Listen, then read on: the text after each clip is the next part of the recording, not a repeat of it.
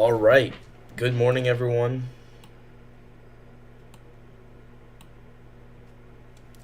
Today is March 23rd, and guys, we things are getting crazy. We just had a massive pump, about a little less than 1,000 points in about 2 minutes, um, and apparently Trump tweeted like it was something not tweeted. Sorry, he doesn't have Twitter. There's some news where Trump's working on deals with Iran and he's de-escalating things. So the market instantly pumped. We're gonna take a look at this, kind of figure out what we got going on in the market, and then later on see what trades we can take. So should be interesting. Should be an interesting day. I've not seen anything like this in a long time, where the market just instantly pumps like this, right out of nowhere, bang, right at 7:04, the most random time. And guys, something cool you can see here is you can see it right there, red folder. Uh, it says Trump is announcing whatever.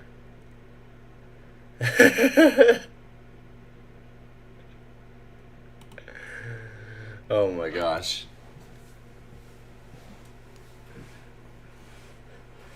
Someone in the comments on that Forex Factory post was like, done for the week.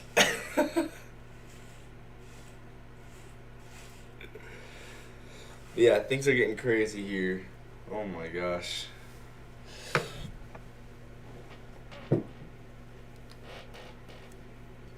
But anyway, yeah, back to what I was saying. We're gonna go top down, kind of get some analysis in, and look around and see what we got going on. I just logged into Tradeovate, and let me make sure everything's set up correctly. And we'll be preparing to see what kind of trades we can get. And why is my chart missing information? Okay.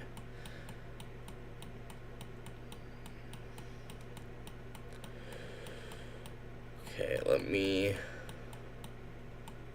Okay, here we go. I got it. Let me make sure the daily loss limit is set. As always, I just like to do this.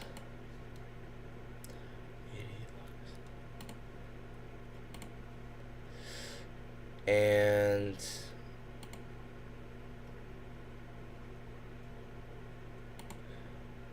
yeah, what else? What else do we need to do?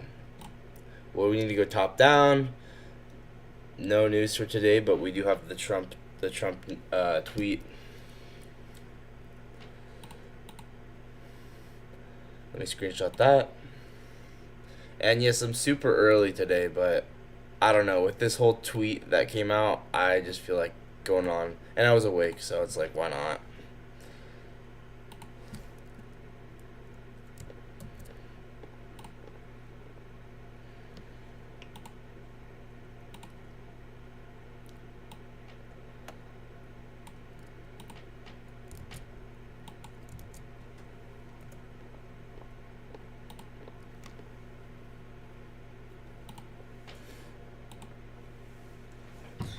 Okay, hang on.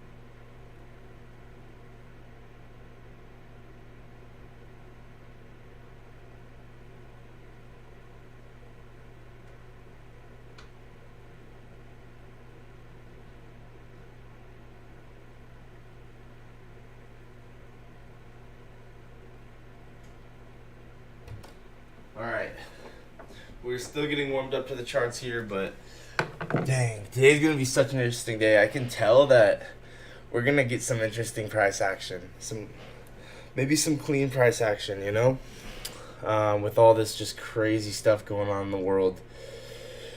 So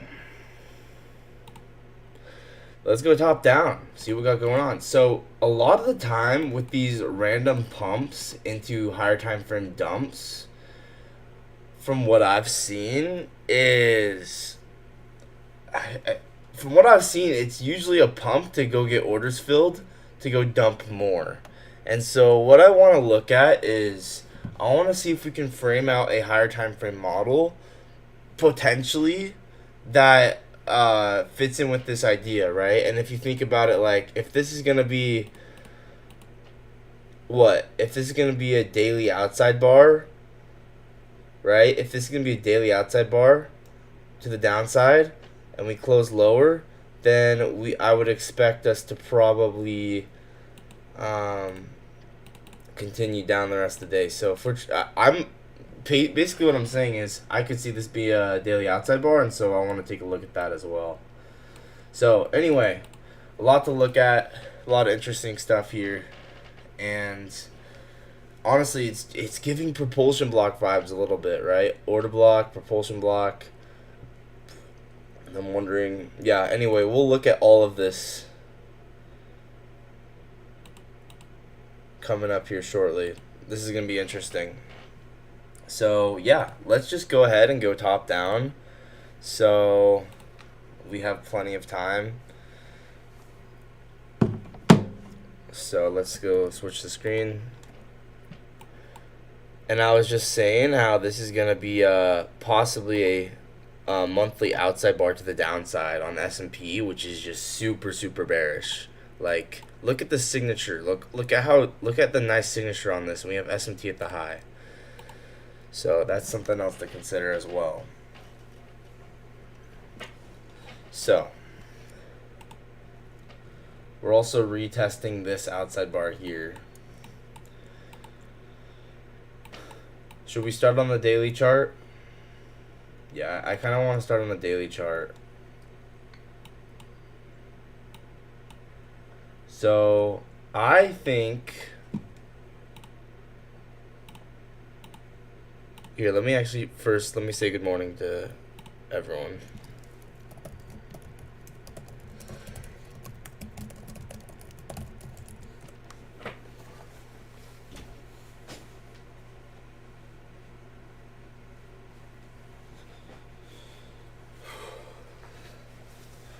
Yeah, honestly, guys, I'm thinking that this is a pump into some kind of higher time frame key level to form a daily outside bar to dump us even more.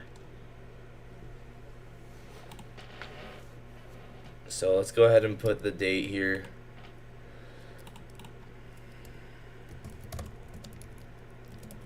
Should we start out on the high time frame? Yeah.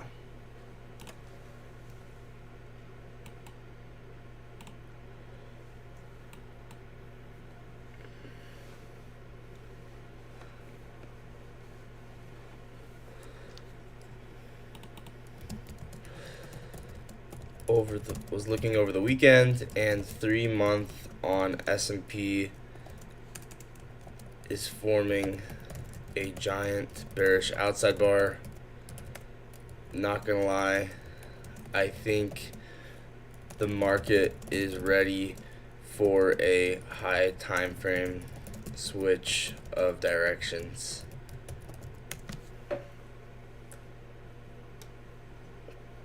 Right, and I was just looking at this.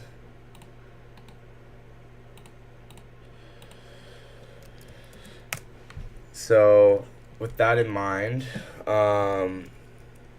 we have previous year's high S&T with NQ and with YM. So I guess next, ooh, actually, you know what I kind of want to look at is this new week opening gap, or maybe this new. Hold on. This might be kind of interesting. Wow, we filled the new month opening gap perfectly.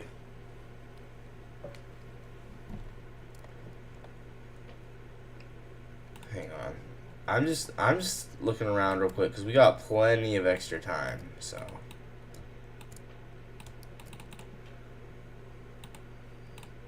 that's why I'm looking around. Dang. I actually really like new month opening gaps.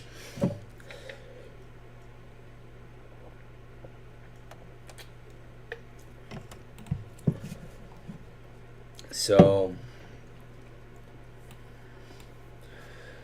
yeah, should we start on the month? Should we go down to the monthly chart here?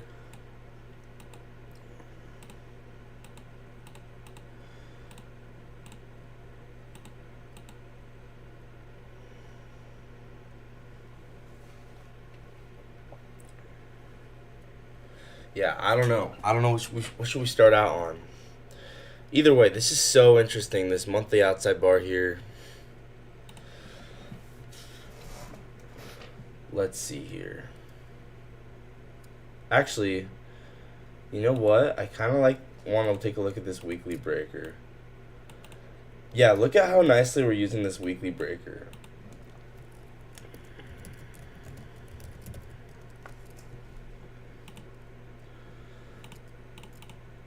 And I almost want to put a gradient on this.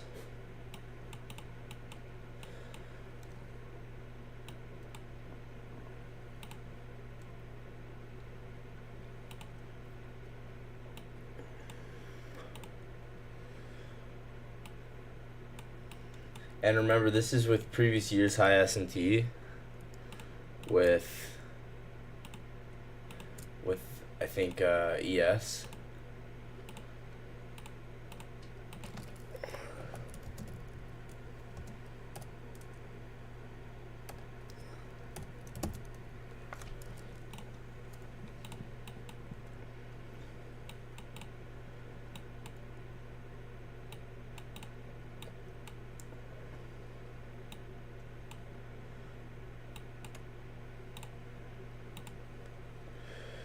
But yeah, let me know what you guys are thinking.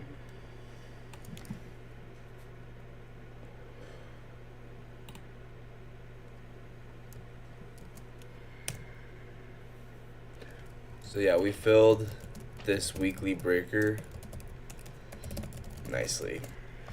I don't know yet. Well, I know kind of what I want to see, but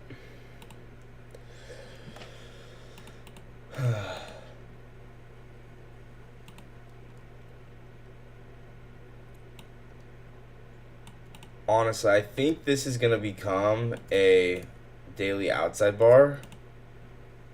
That's the case with a lot of these pumps is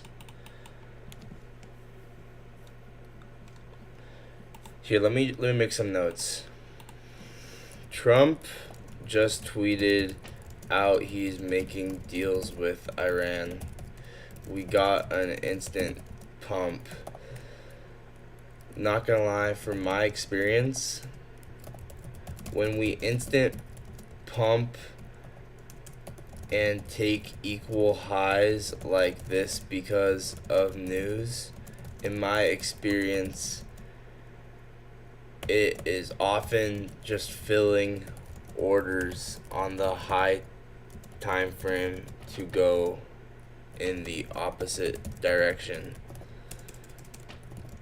Basically, a high time frame. Thanks for the liquidity wick.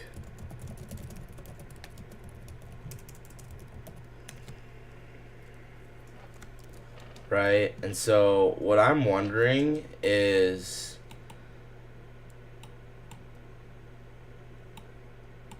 now we have this daily gap. I would mark this out as a daily gap because from that high to this volume balance,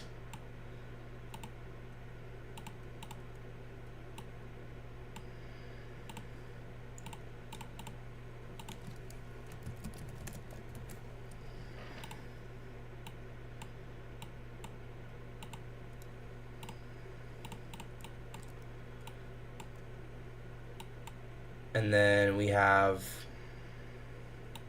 equal lows here, that have not been taken.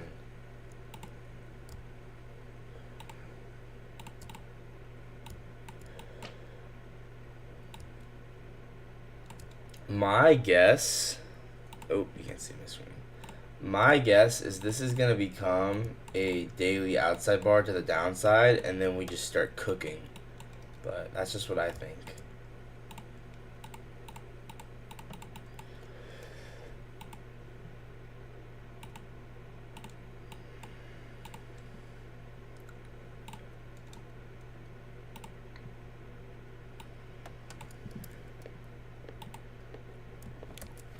With that in mind, I would not be surprised if this current daily candle becomes a bearish outside bar, and this entire move up from Trump is a thanks for the liquidity wick. So like honestly, so something like this, right? Where this candle, I would not be surprised if it closes. This is just my own opinion. You can disagree with it as much as you want. But I would not be surprised if it closes like this.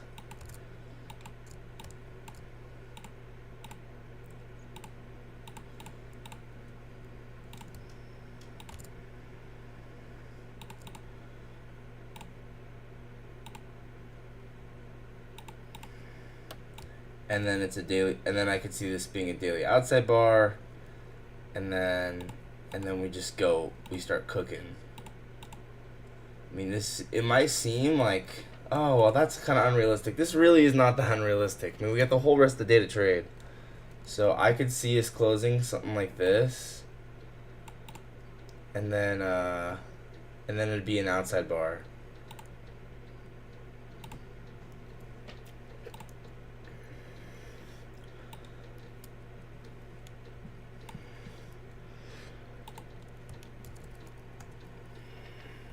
Like this.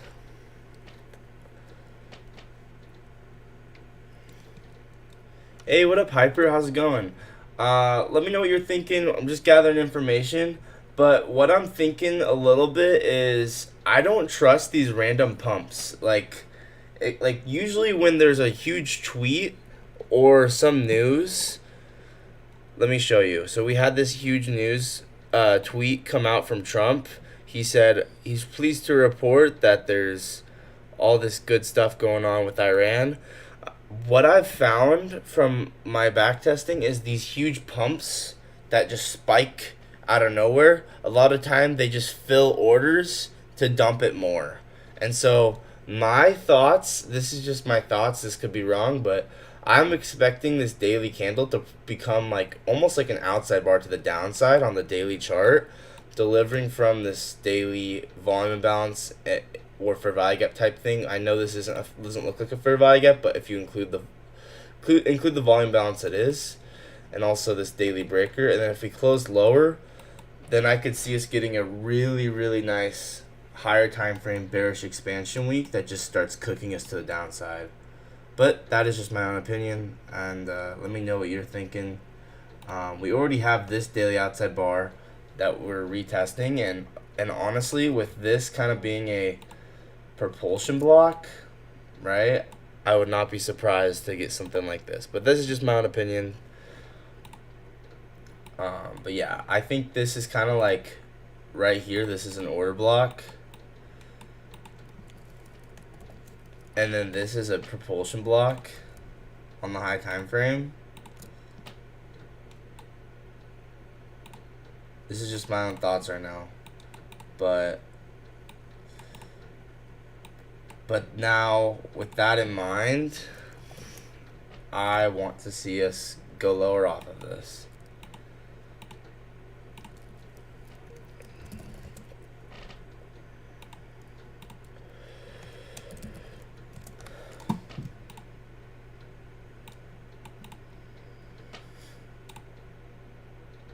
So let me screenshot that.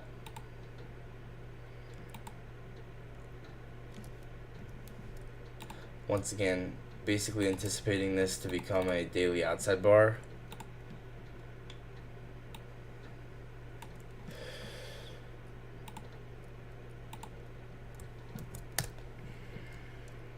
But let me know what you're thinking. We're still gathering information. It's also a daily propulsion block.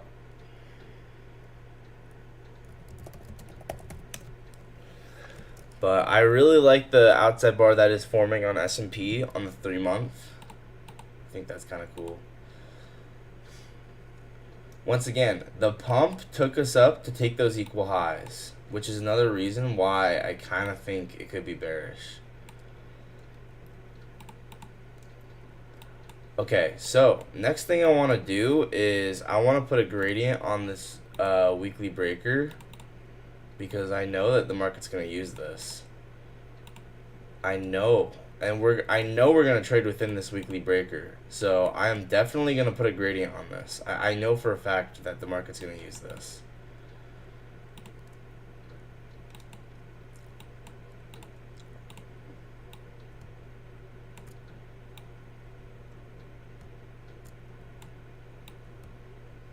So there we go. Those are the exact levels.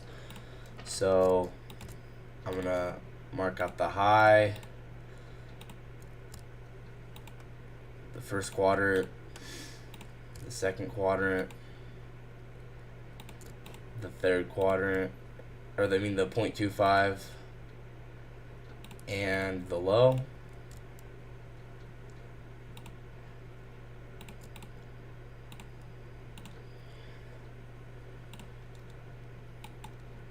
Okay.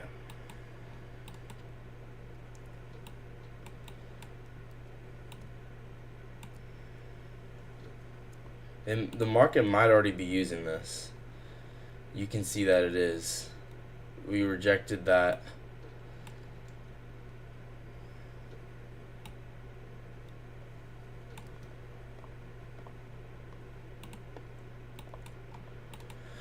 Okay, hang on.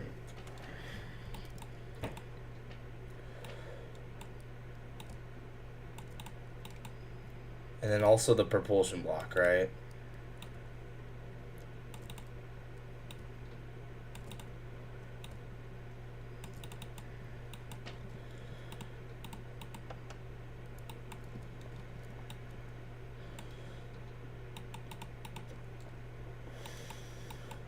So yeah, once again, I'm basically anticipating this to possibly be a daily bearish outside bar.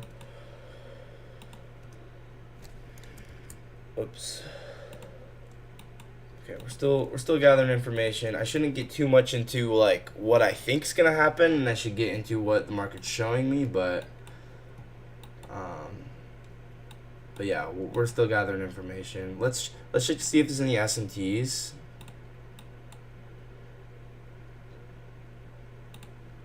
And we'll also check true opens.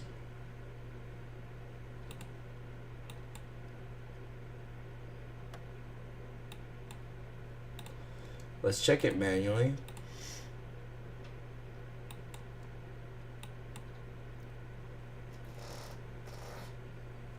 No S&T with YM. No S&T with ES. Okay, so no S&Ts there. There might be S&T with this high though.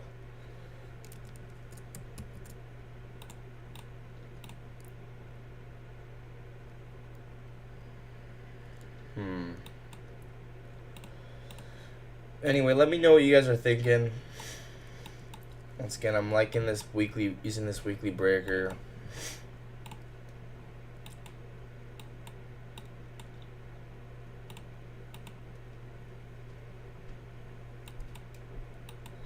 And then propulsion block.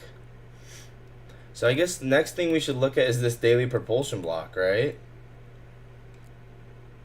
Honestly, I'm scared to trade today as I have started trading on my personal account. So we've dumped 1,000 points, and that's too much big of a range for me to trade in. True. You're totally right. Because with a personal account, the risk on one micro is crazy. Oh man, I actually kind of forgot about that. Wait, am I gonna be able to trade?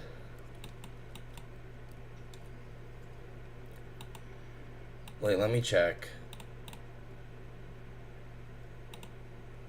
Oh my gosh, I am gonna be cooked. It is gonna be very hard for me to trade. I mean,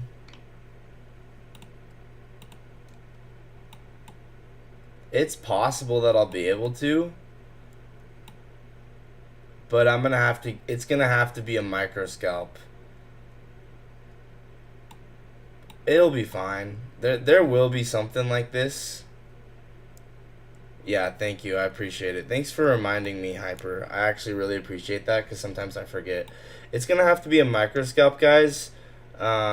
Which ironically means this could be a really high RR trade if I take anything, but like it'd have to look like something like a outside bar or something like that. So, okay, well, I'm still gonna possibly trade. It's just gonna have to be a pretty tight stop loss, and that kind of sucks.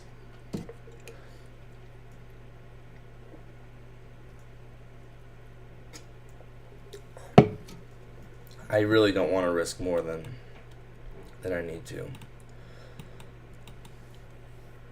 Anyway, it's just about showing up every day. That's what I care about. So, thank you, Hyper. I appreciate it. So yeah, I kind of see this as the daily order block, then daily propulsion block, right? So with that in mind, I want to put a gradient on this propulsion block. And then also, we'll take a look at this daily volume imbalance. I think the market will probably trade within that. And also this daily outside bar, or order block, or whatever you want to call it, right?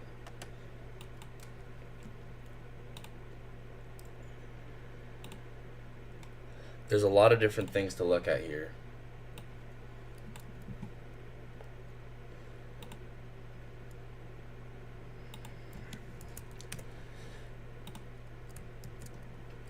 So let's go ahead and put a gradient on the propulsion block as well. I want to see us kind of trade within this like 0.25 to 0.5 area of this propulsion block.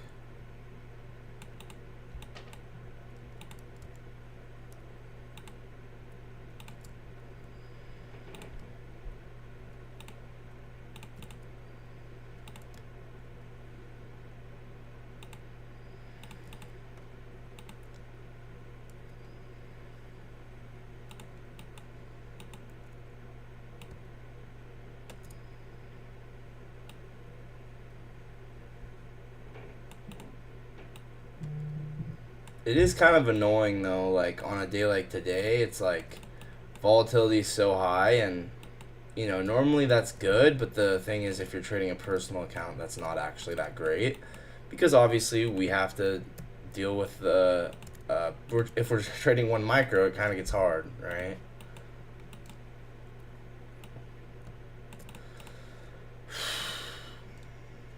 So yeah, we're rejecting. Ooh, I'm so glad I put a gradient on this propulsion block.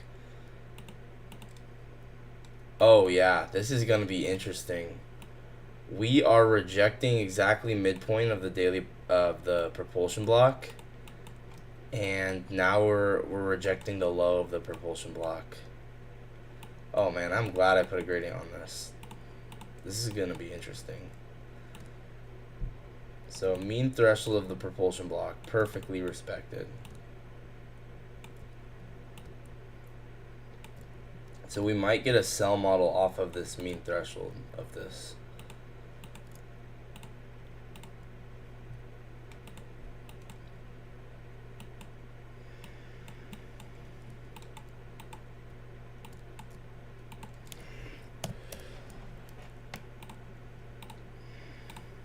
This is interesting. Once again, sweeping out those equal highs.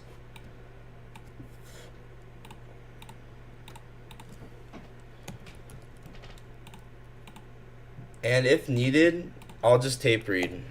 If needed, I'll just tape read, right? Because the increased volatility makes it so hard.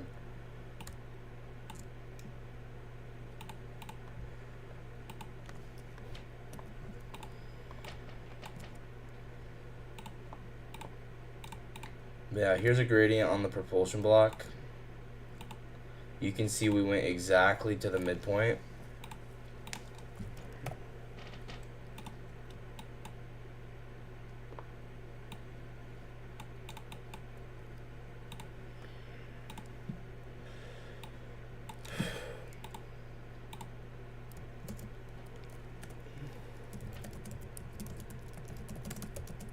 To, not CE, it's not called CE, mean threshold of the daily propulsion block. So, yeah, I mean, I'm anticipating this to be a sell model off of this. Now, honestly, guys, I think let's also mark out this daily volume imbalance. I wish there was a way to get in a high time frame entry, because it's like, it sucks. We can't. It kind of has to be a lower time frame entry, and it's like, I don't want to take that. So maybe I won't take a trade today, but, or maybe I'll take a Phoenix model. I don't know. We'll see. Tricky.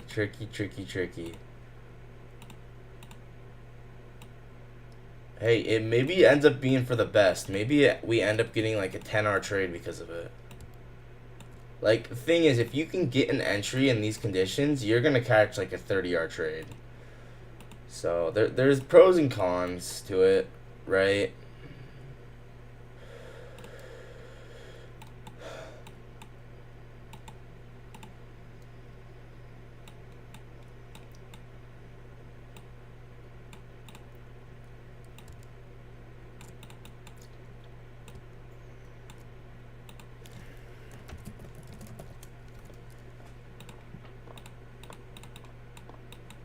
I mean, the market's respecting these bearish PE arrays really nicely.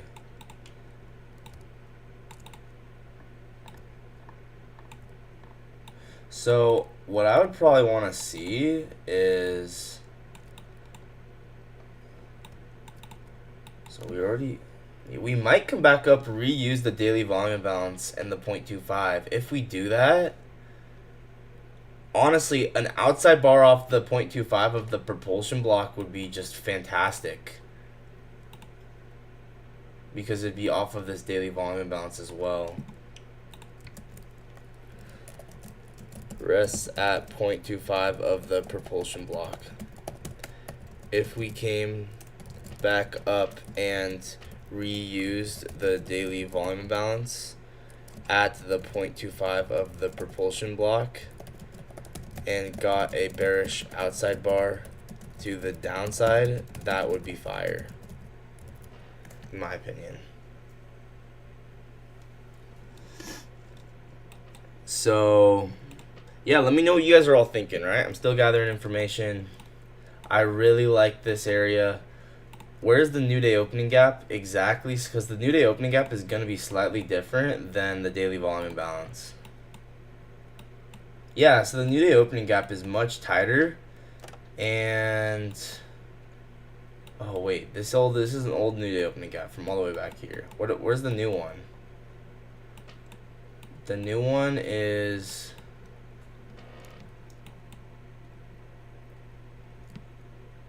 here to here. Okay, so the new one is right here to here.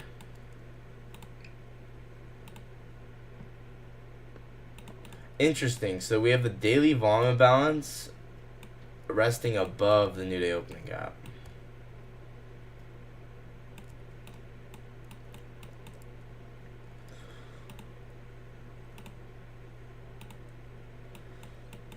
Yeah, or we come up, use the end dog, right?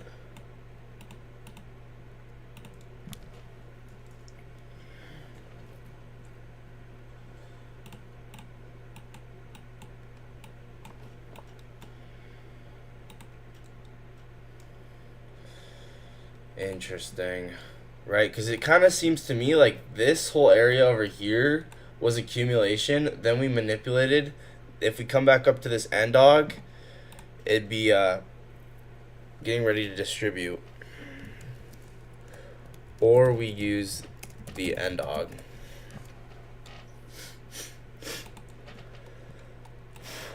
We also will probably want to put quadrants on the propulsion block, in all honesty. But anyway, that interesting to put that the new day opening gap and the daily volume balance on the chart here. Anything else we should be looking at? Maybe. Oh yeah, true opens. Duh. Oh, and the RTH gap, dude. We got a lot of things to look at. So midnight. So we're probably gonna need to soup midnight.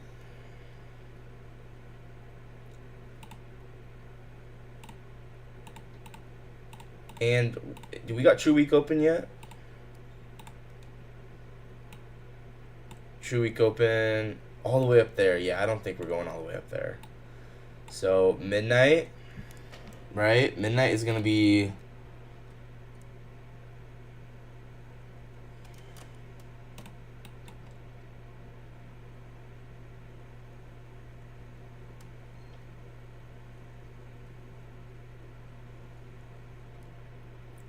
right here.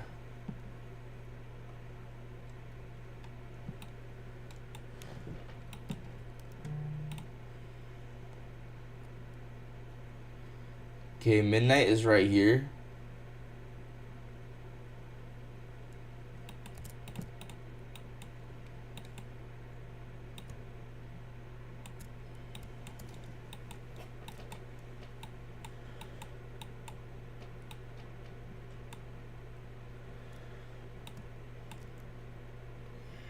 Oh no, just kidding. Midnight's down there. This is yesterday's midnight. But honestly, yesterday's midnight will still be relevant. But this is where midnight is for today.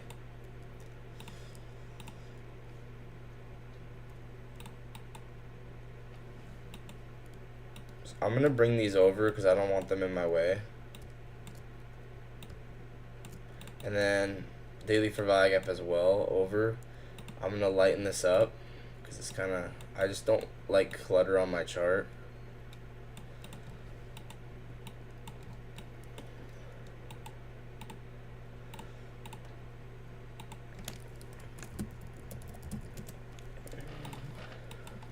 This is exactly what I wanted to see, honestly.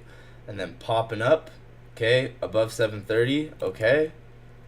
Perfect. Then we have 752, which is going to be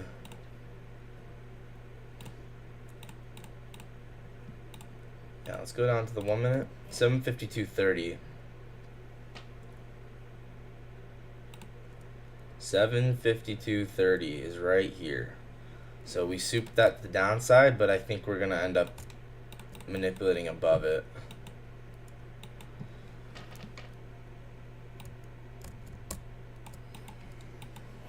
So like going back up to here.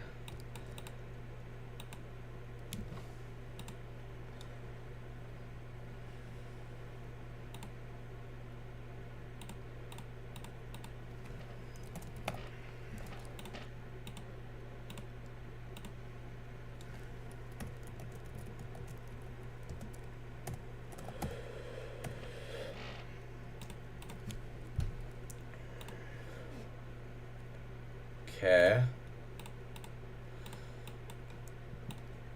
All right.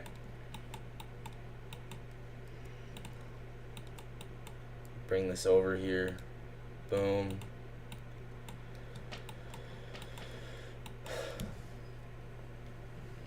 So, yeah, I mean, if we came up soup yesterday's midnight, that'd be a nice confluence as well, I would think, right?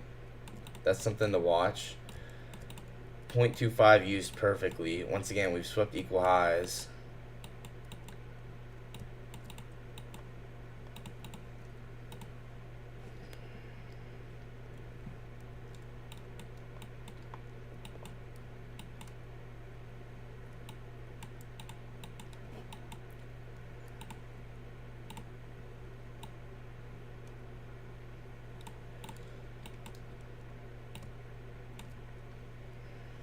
I'm just trying to clean up the chart a little bit.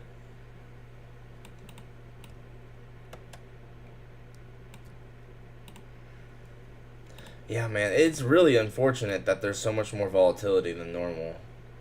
Like, that is not fun. For the fact that we have to trade one. I mean, I have to trade one micro. That's what's not fun about it. I don't care about the volatility. I like volatility, but I don't like that I have to trade with one micro. It makes it hard. Okay, let's actually get rid of the 22-minute trade open for now.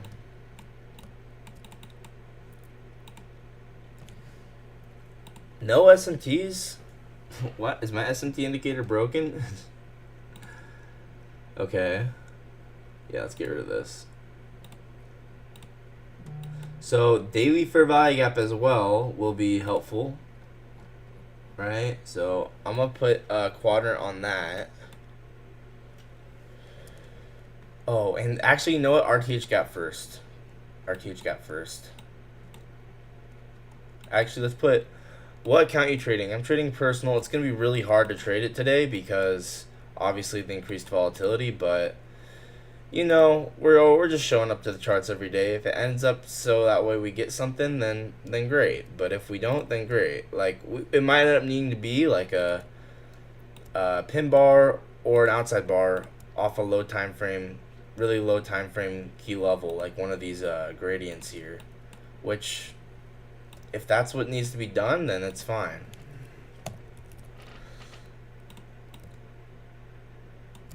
But anyway, I show up every single day. I don't care. And if there's nothing good enough, then I'll just lean towards taking nothing, honestly.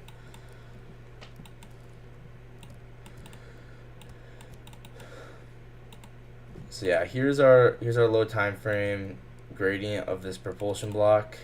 Bang.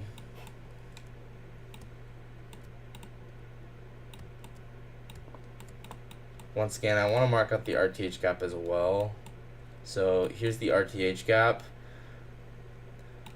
We came back and filled it nicely. Why is my phone going off? Okay.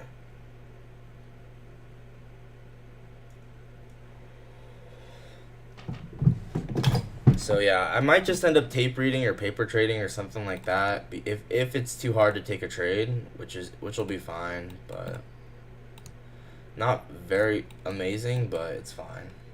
If that's what needs to be done, but we're just gonna show up and do our analysis. So it definitely is tricky with the increased volatility, but you know what? Conditions never stay the same forever, so it's okay. So RTH gap.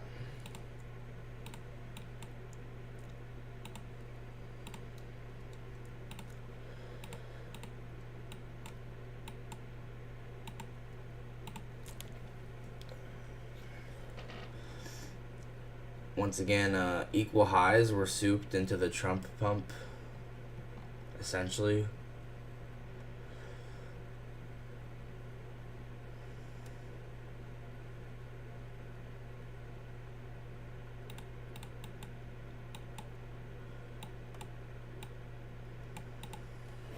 So yeah, here's triple equal highs. Triple equal highs were taken into this pump.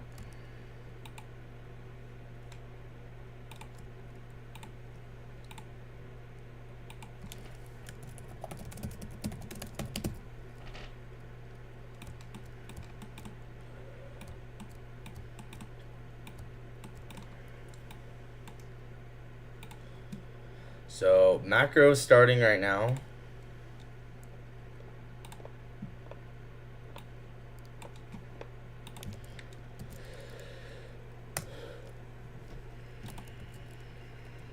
Relatively equal triple equal highs were taken into the Trump pump. Yeah, I mean, if we ended up getting SMT, like, let's say we come up to the 0.5 of this propulsion block, and maybe we actually come, let's see, is there a rejection block? Maybe we come get SMT with this rejection block, right? How does ES look? And then off the rejection block, we get an outside bar to the downside. I wouldn't mind something like that. like either that or once again,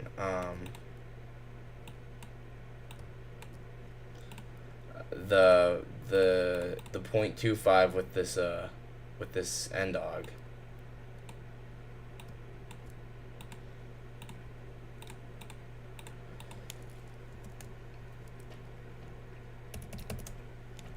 Right.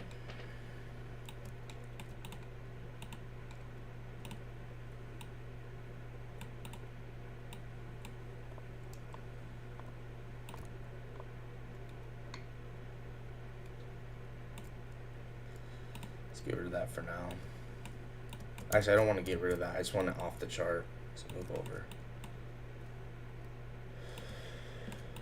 So, yeah, honestly, if we ended up getting, like, what, this would end up being 90-minute SMT. So, if we ended up using this rejection block with SMT, could be fire. Oh, I don't have SB Pro open. That's going to be helpful.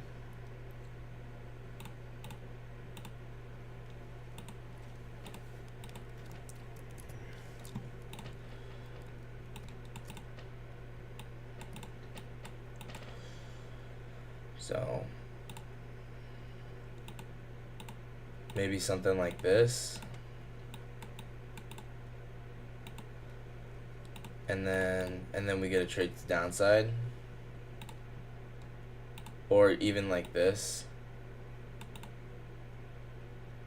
What looks more bullish, S&P or NAS?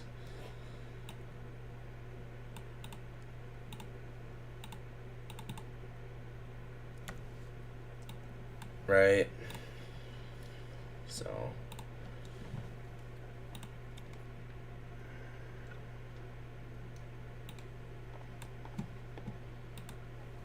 and it might be with the other high.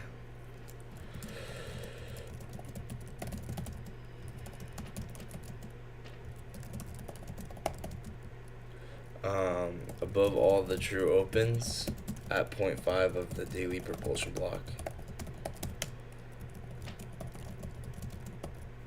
Would look for a low time frame outside bar off of that.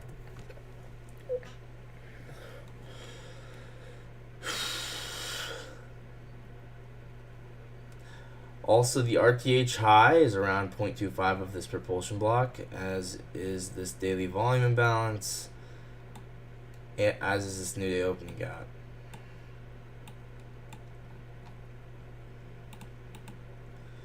So, I mean, could we end up rejecting this? Maybe, but I think we're gonna come up a little higher, I think.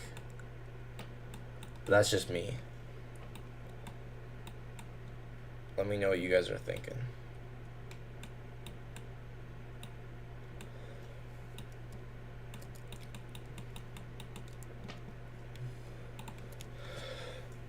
Oh, yep, still just gathering information.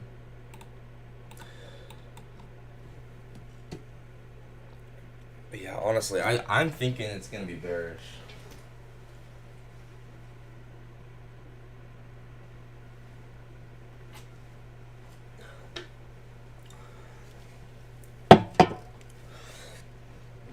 It might be SMT with this high too, right?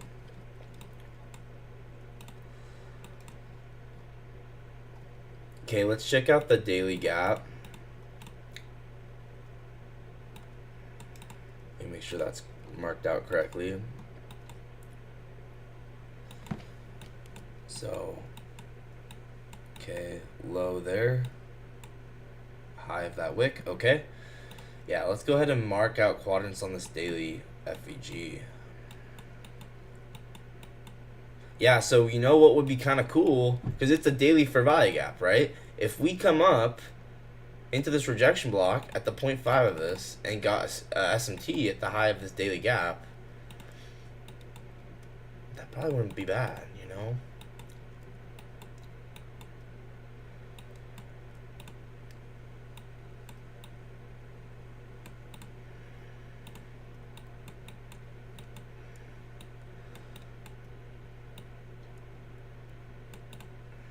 So honestly, something like this, or even like this, honestly.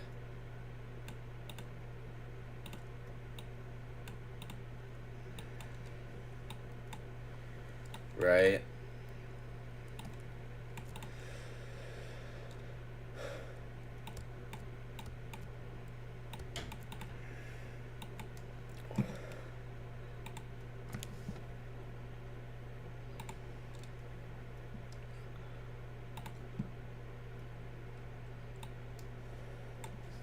Yeah, so I would also like if we came up to the rejection block, because it means we would efficiently fill this daily FEG a second time. Okay, wait, SB Pro, why don't I have it out? Okay, what am I doing?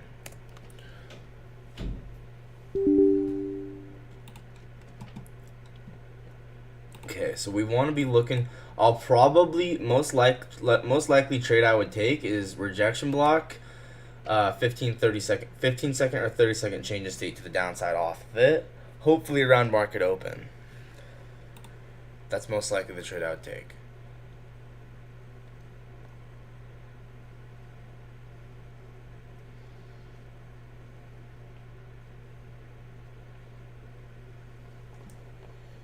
Okay, SB Pro's loading.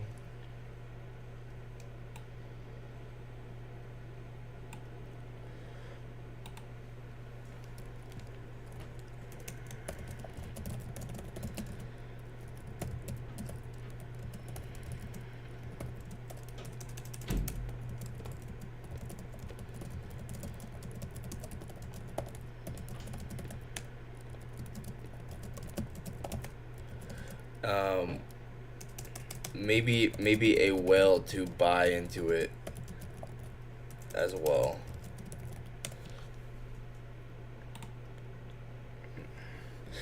So I'm putting this in here. So I would like outside bar, pin bar, CSD, IFG off the 5-minute rejection block with SMT. That would be so dope. Maybe a whale to buy into it as well. Okay. So we're now at the 0.25 of this propulsion block, the high of the old RTH gap. Once again, if I don't get anything, I'll just be tape reading, you know? It'll all be good. You know, it would be really cool though if I could take profit with stop loss and then if it just kept running. You know what I'm saying?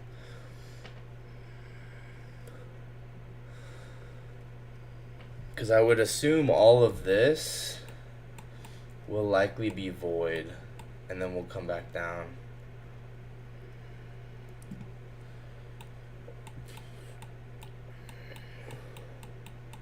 Okay, I'm scrolling over on SB Pro. Wow, what is going on? What is the gray one? What is that? There's a gray one right here.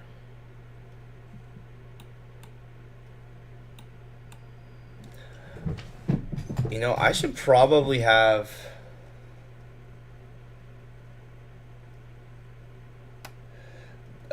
I should probably have a mode on my phone, which is just for trading, which only gives me alerts for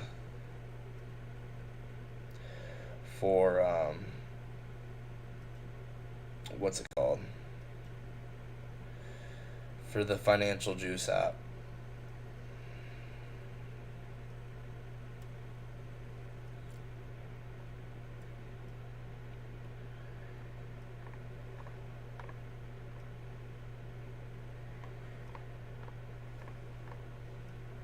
Maybe TradingView as well. Yeah.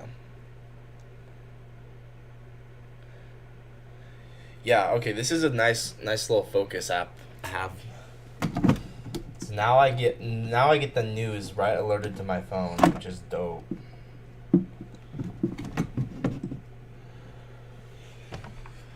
Oh, we actually are forming an outside bar here.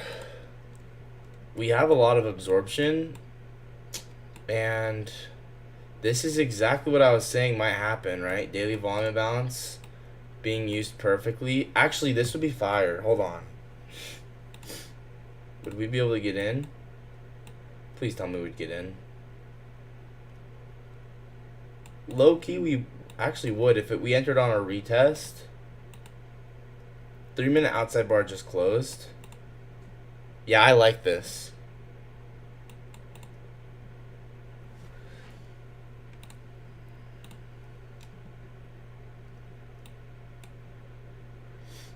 I might just tape read it. But it's so good, actually. We have SMT too.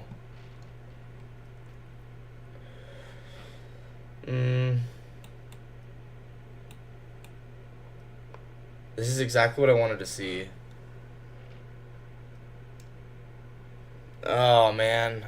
I don't want to take it. It's too much. Okay, I'm not going to take it. If this plays out, rip me, bro.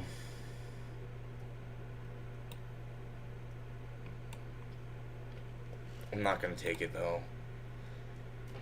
I need something a little better than that.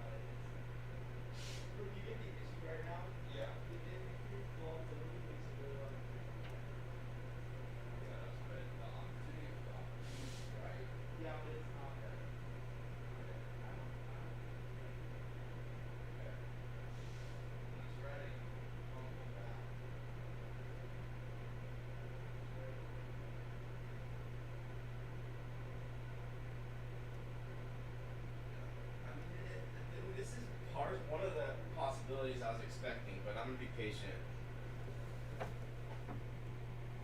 Oh man, it's playing out, huh?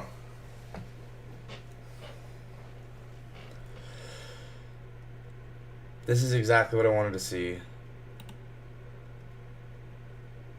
And we got a 5-minute one too. Oh my gosh.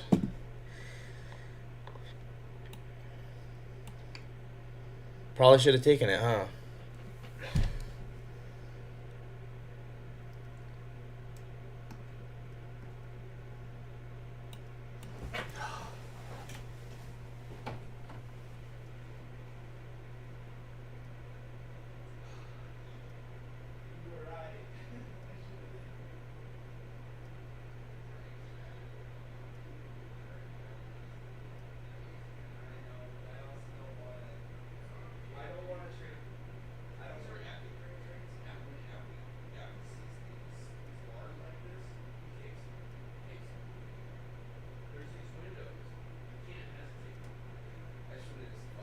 It's okay. I think there'll be something else.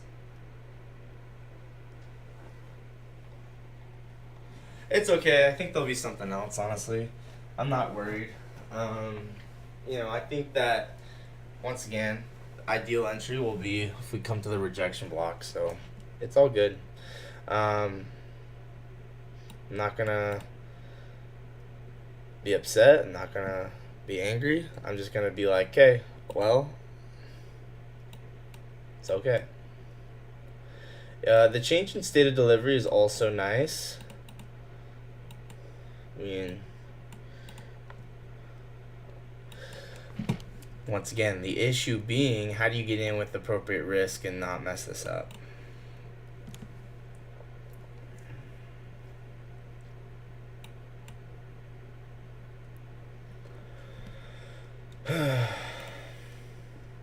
Five-minute.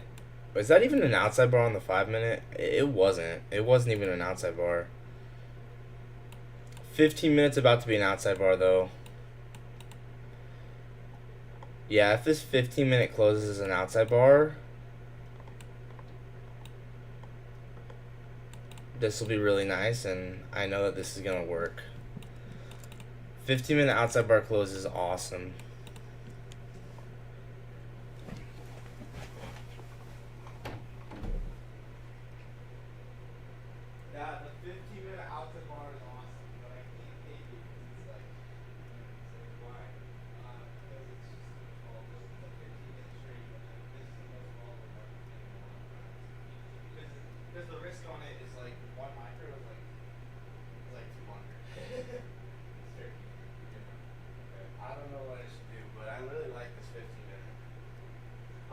for a low time frame entry.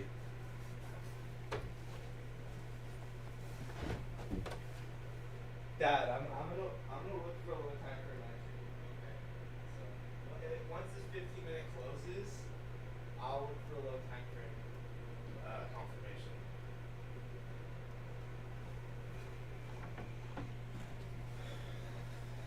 Okay, so the 15-minute still hadn't closed, but if this 15-minute were to close, delivering from this daily volume balance, this would just be beautiful.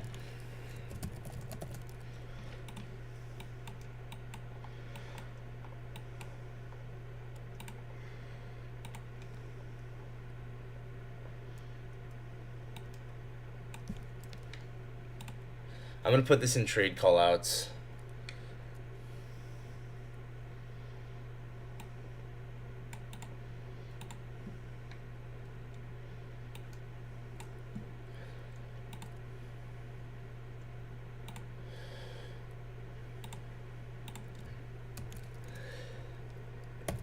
If this 15-minute were to close as an outside bar with good signature, this would be a nice trade. I'll have to look for low time frame confirmation.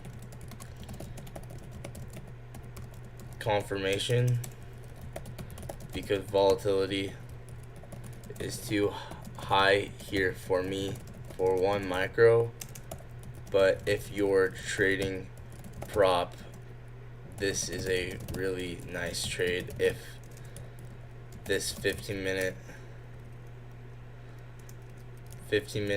outside bar closes strong.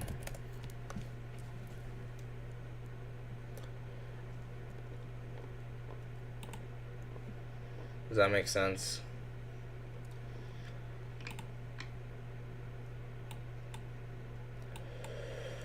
So we also have a 5-minute fair value gap here. We could actually drop to a 30-second and just see, hey, are we getting a 30-second change in state of delivery, right? That will make it very easy for us if we do have 30 or 15-second change in state. And honestly, we might. We could run it up as an inducement of this high. So like this, if the market induces this high. So 5-minute fair value gap souped into the daily volume imbalance. If we start to react off of it, I might take this. Right, so 5-minute fair value gap, and then if we induce this high into the 30-second change in state.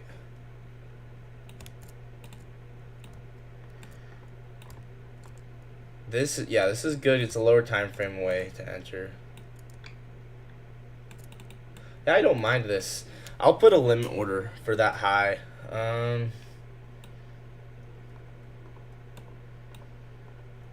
Yeah, it's tricky, but yeah, this should be good.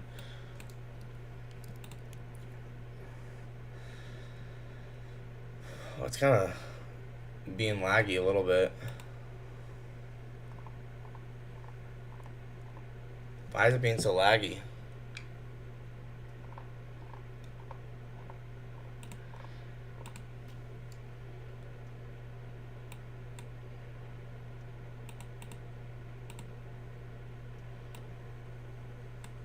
So yeah, this is another way you could take this that actually is lower time frame that might work.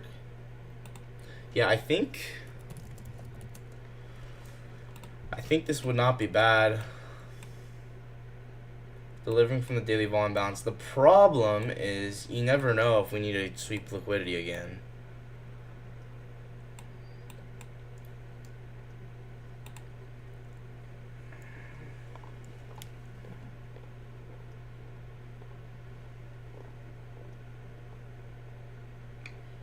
My computer's being slow. Not good. Not ideal at all. Patience.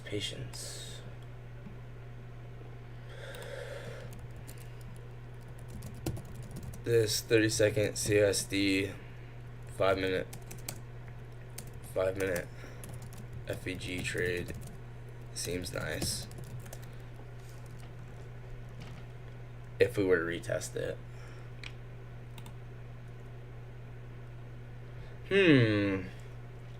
Yeah, I'd probably, you know what I'd probably want to see?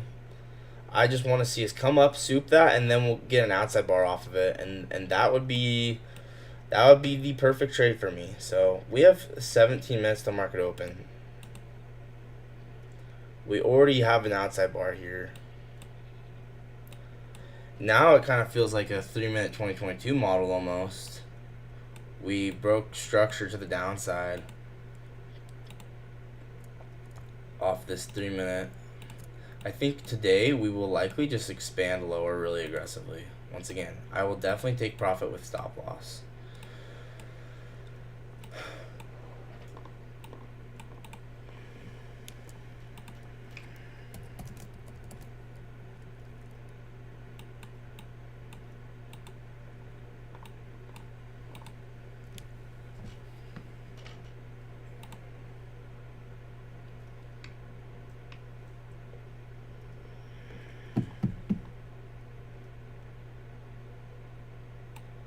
So we might have gotten we got a pin bar off of that. How's ES look? Was it a precision swing point? Almost. Was it? What about on the YM?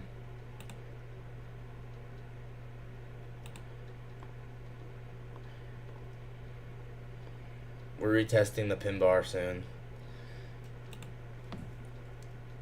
Yeah, I mean, I want to really see us come up into that low time frame change in state, get an outside bar off of it.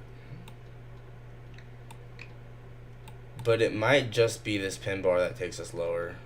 So if you like this pin bar, you could try this.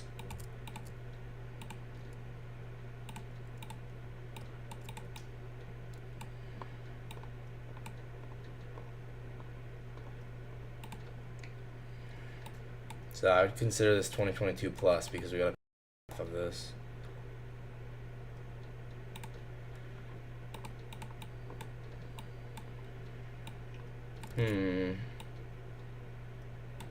Yeah, if you like this pin bar.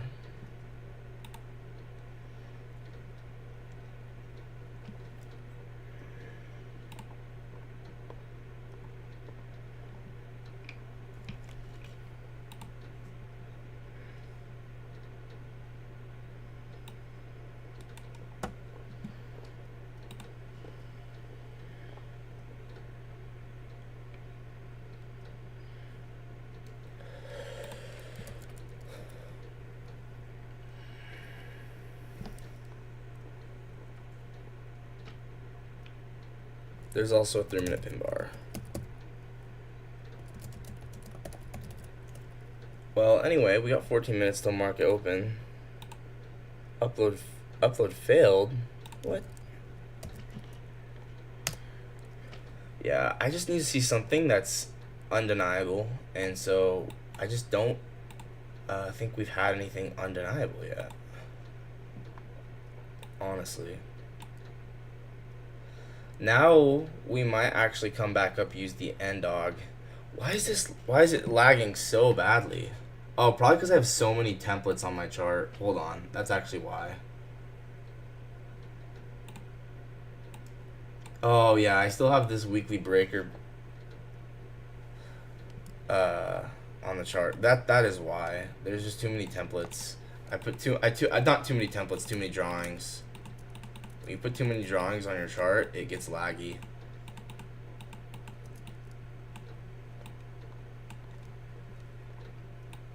I think that's why.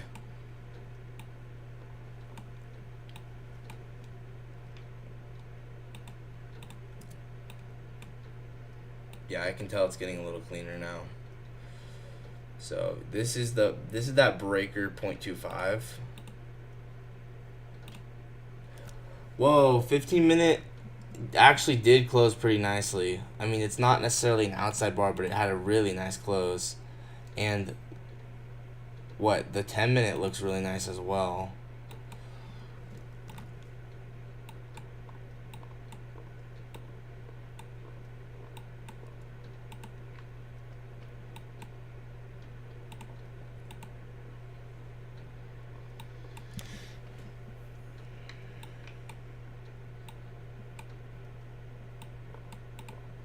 Yeah, I can tell it's getting smoother.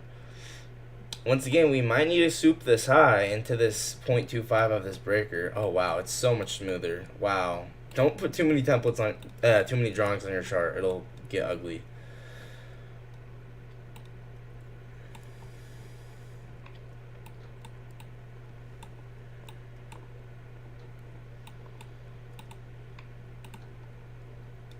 I mean, if you think about it, like accumulation, manipulation, then I can see distribution here.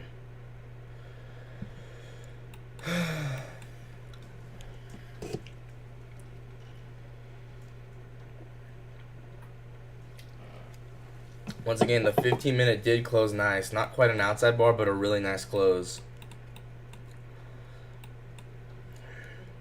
To the downside. Looks like it's respecting that. So 5-minute gap, 30-second change in state. Honestly, guys, this might be the move. Or actually a 1-minute change. Or wait, 5-minute gap, 2-minute change in state. Or 3-minute change in state.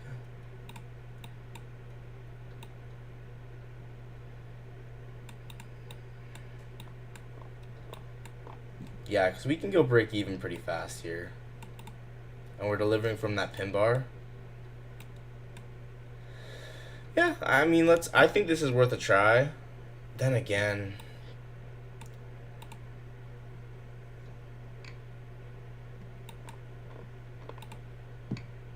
I don't want to chase, but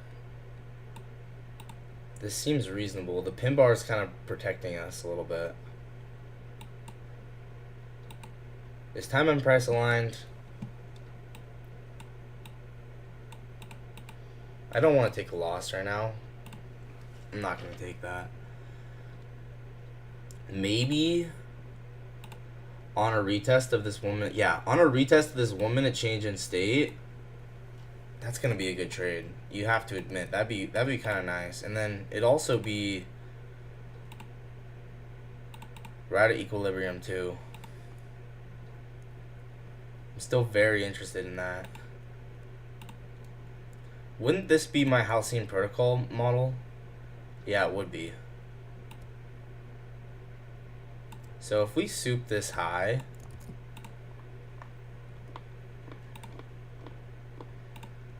okay, yeah, I'm gonna take this as Halcyon protocol, where basically, you take a 2022 model as a soup right at equilibrium. Yeah, that's what I'm gonna do. And yeah, we'll see if we get filled. One con.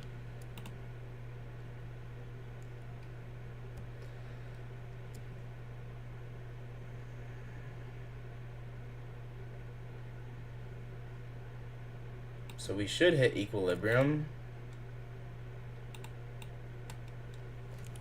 Or I might just wait for an outside bar off of it, just for confirmation, you know. We'll get something off of it. Surely.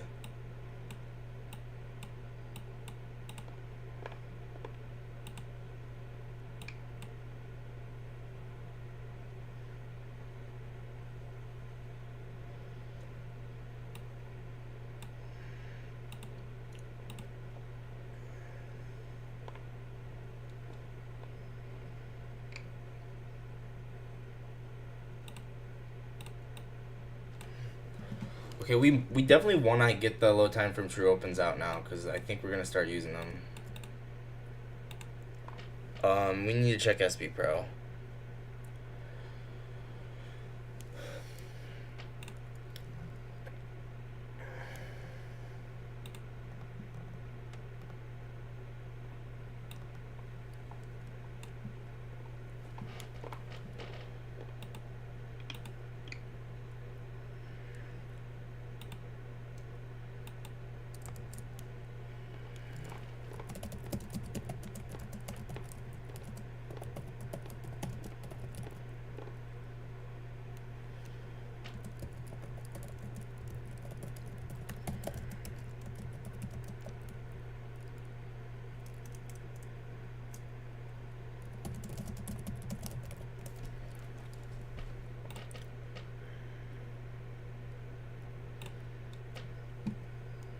So definitely could be Halcyon Protocol here.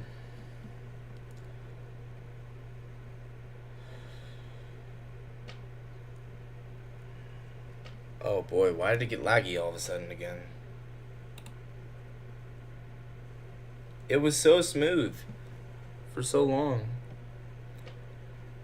Lots of market buying into that move higher.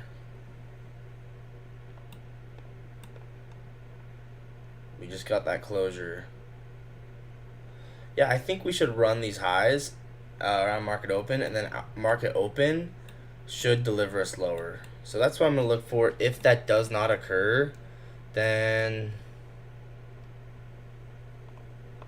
then maybe we'll get something else later, but I want to see us outside bar on market open, wicking out all these highs, like boom and then lower. That'd be just really nice. Like, I'll be watching the 15-second, and I really want to see this happen.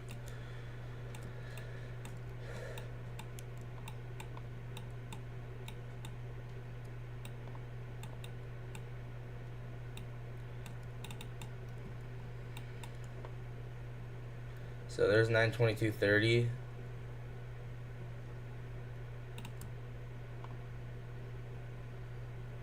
It's possible that we don't do this, but I'm just gonna be patient.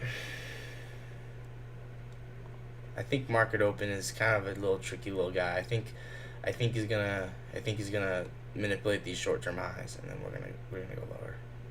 That's what I'm waiting for. Let's see.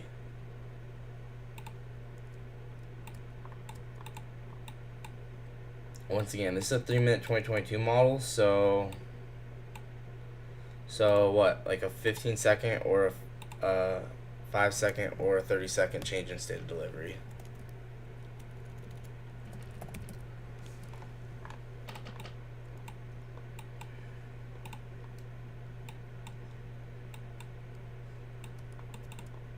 Once again, the 15-minute already closed. 10 minutes, 5 minutes gonna close.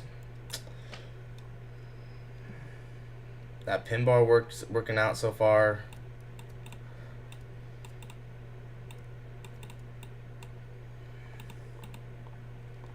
I'm just gonna be patient. Right now we're in this gap here. I'll probably take this, something like this if we get it. Souping this high.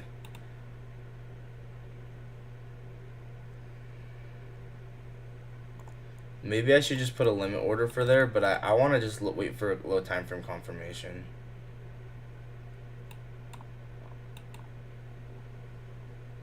Three minutes inversing here. Implied inversion. But once again, it's like it's just too risky to take with one micro. I want to see us come up and then go lower. Let's see. Let's just watch market open, honestly. It's hard, guys. It's hard because it's like I'm pretty confident in shorts right now.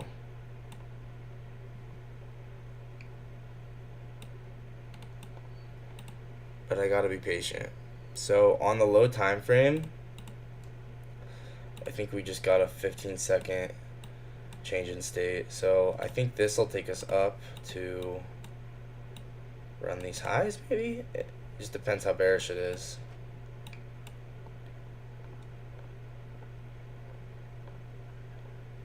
It's just way too bearish. But it might still, but we'll see.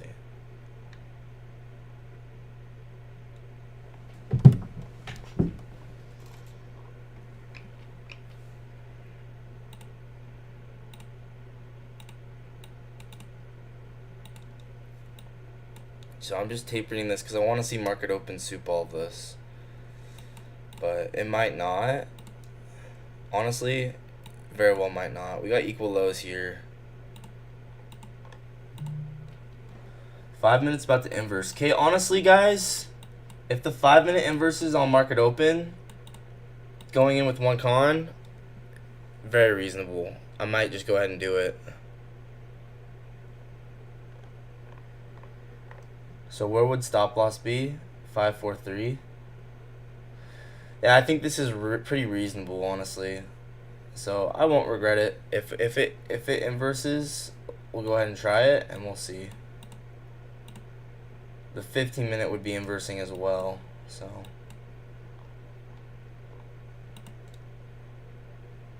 now we'll see. We'll see.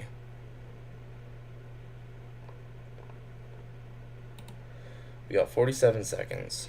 Yeah, so if it inverses, I'll take it. Once again, it needs to be at 4 what? Maybe 540. So right there.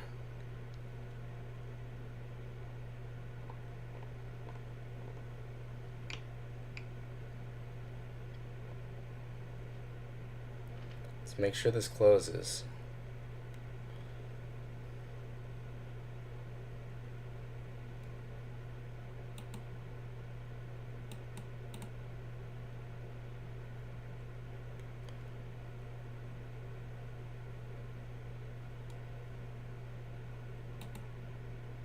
Order filled.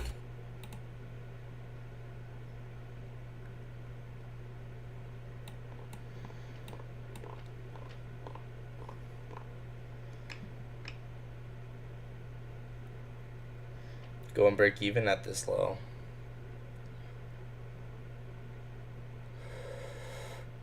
Alright, I'm in break even.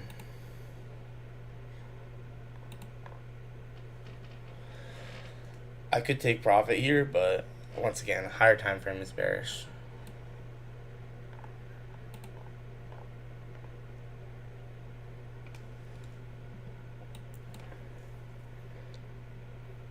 I'm gonna take Stop profit. filled. Oh, dang, bro. I got break evened out.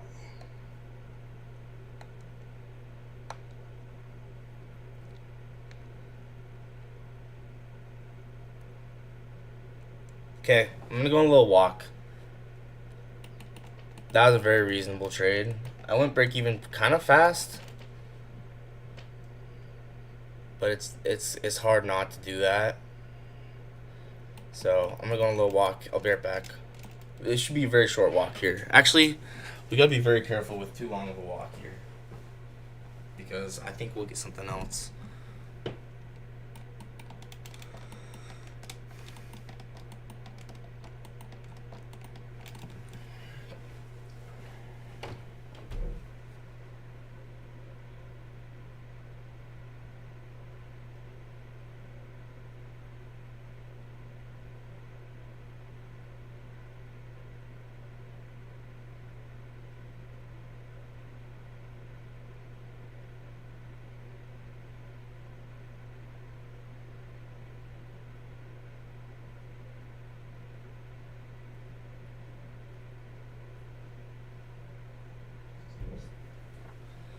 We should continue lower here. What might happen is we might soup that market open high.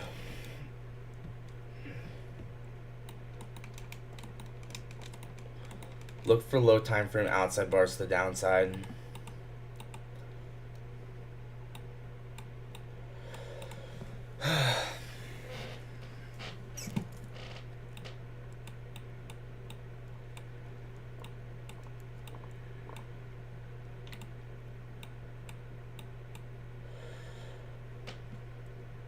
So 5-minute inversion for value gap getting retested here.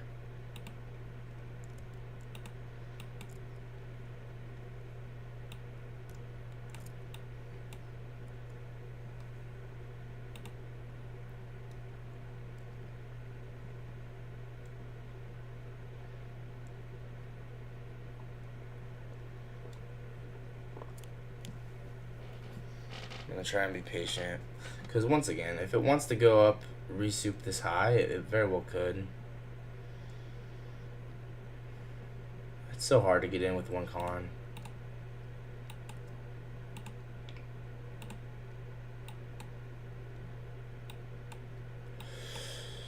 So it looks like it might actually go run up to these highs here. It's inversing on the low time frame. Didn't even believe it.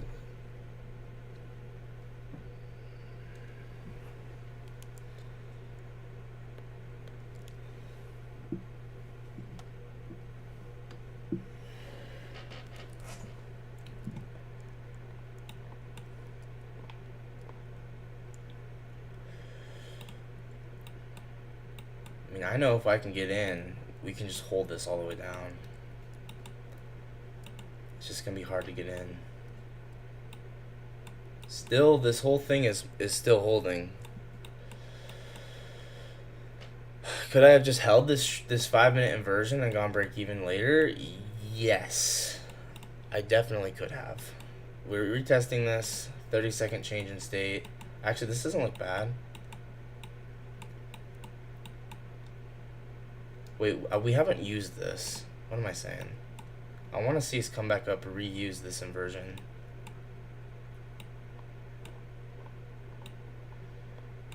Or maybe we get this closure.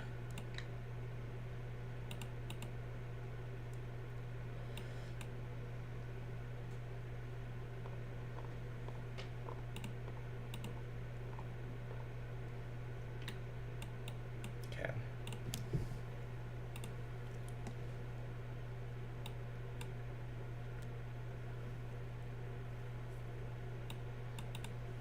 So we might come up reuse this. Is there a first sign for eye gap yet or no?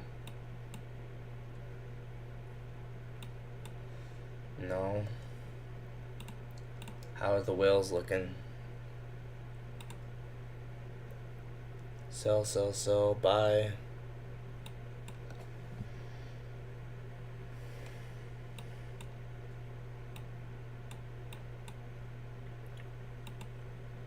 Maybe we're forming an outside bar on the 2-minute or the 5-minute or the 3-minute.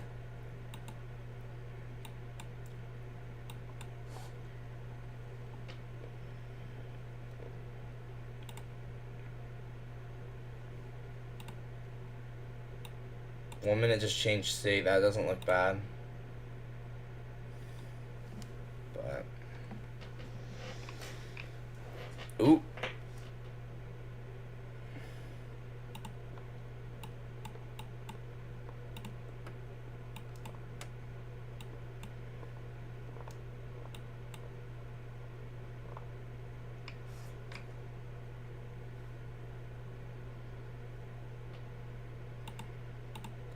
I think I should just be pretty cautious right now. We used the low of the RTH gap.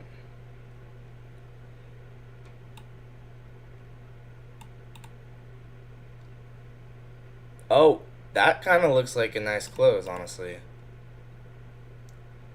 930. It's right at 936. This will be a low time frame, low resistance liquidity run. Okay, this is actually really nice. I'm gonna take this to the long, to the upside. Order filled.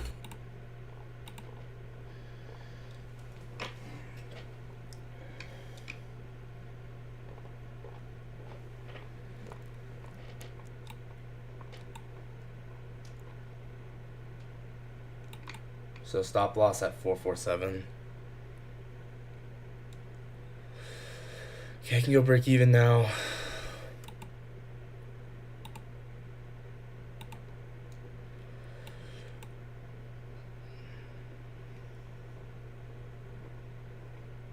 Okay, this is just a scalp trade, so I'm taking profit at this high.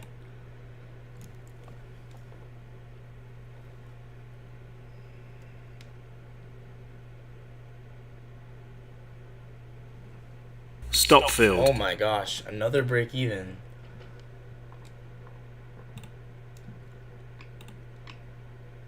We just inverse this to downside. Actually, this, once again, I want to be bearish, so. Okay, I'm going to go another walk. Once again, it's just very obvious that we were going to start expanding to these highs here.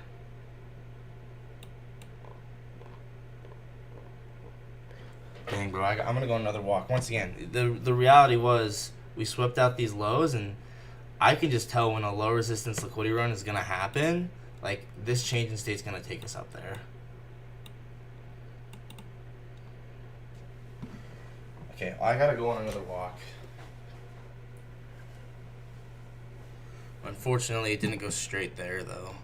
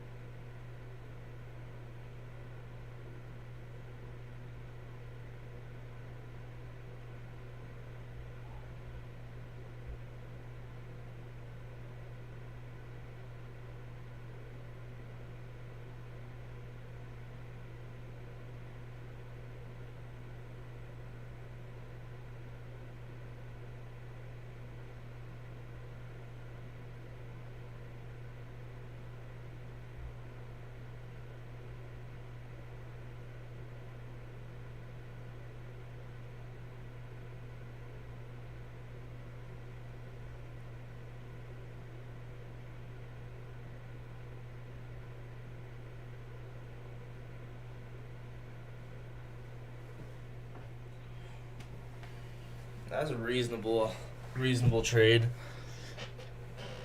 Like, I could just tell that we're gonna go run these highs now.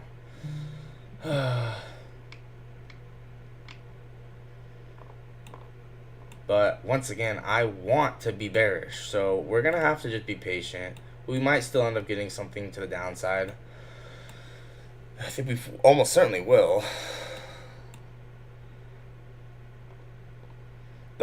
The main reason I took that is because, you know, the whole issue with today is we got so much volatility that I have to trade with one micro, and it's like I have to take these micro scalp type trades.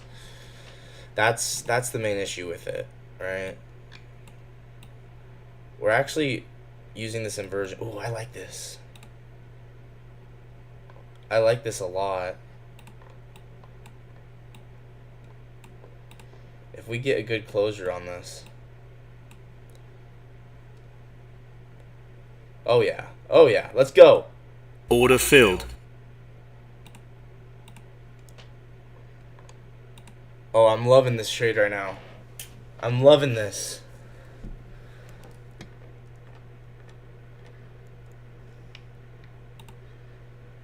Okay, let's go break even.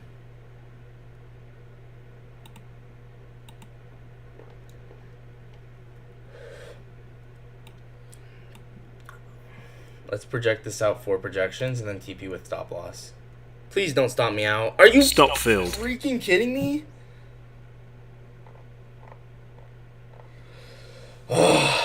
Wait, oh, I gotta close that limit order. Oh, that would have been bad.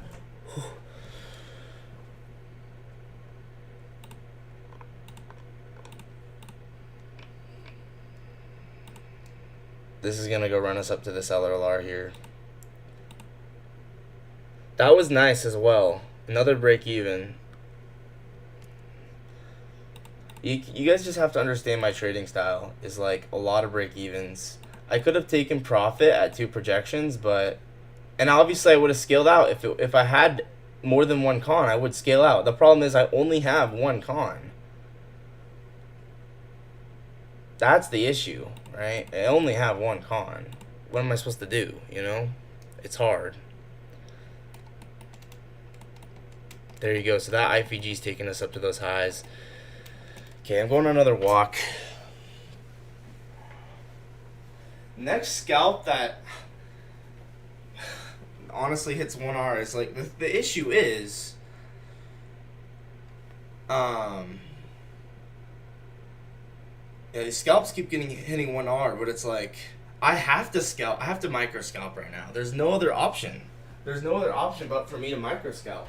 Because if I don't micro scalp, then I have to deal with the whole one micro thing, and it's just not fun.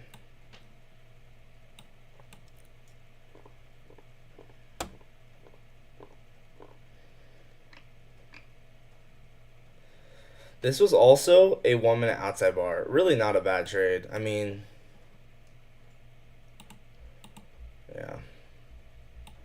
think we need to come up probably now up a little bit more with this nice closure. Or actually, we're inversing. What time? We're inversing this. Oh, it's coming with SMT too.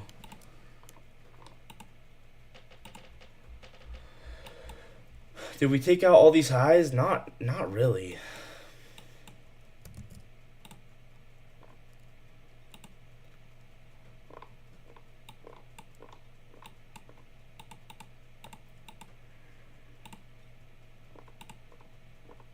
Five-minute inverse to the upside. Once again, I'm bearish. We have bearish SMTs.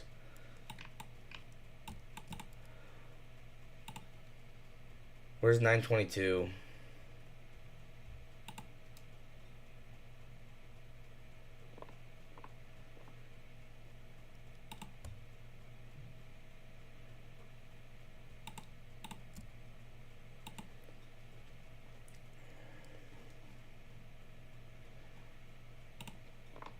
Okay.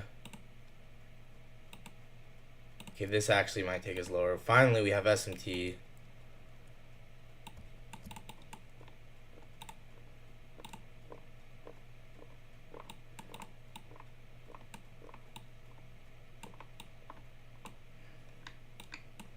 Entry on retest, maybe? Yeah, let's enter on retest. Oh, it's going to be kind of hard to enter on retest. Order filled.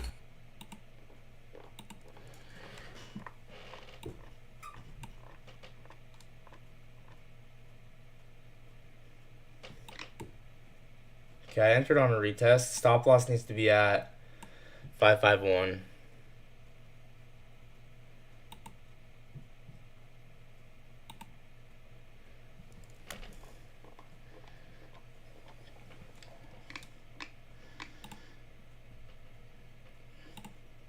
Let's take this down exactly for projections.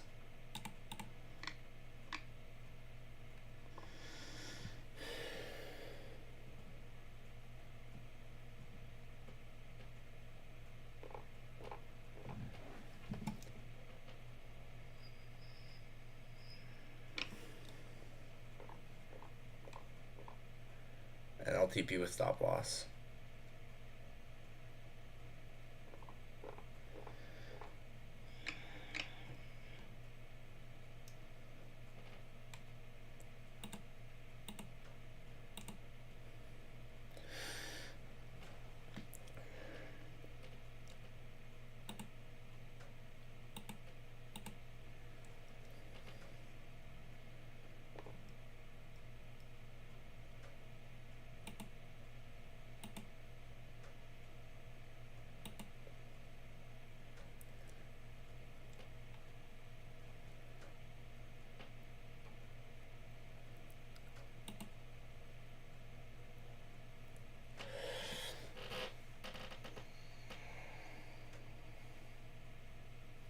Not looking good.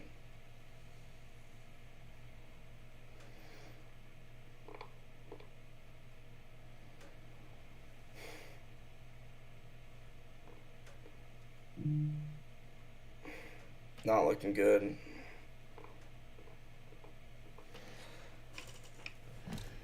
Oh, I didn't get stopped out somehow.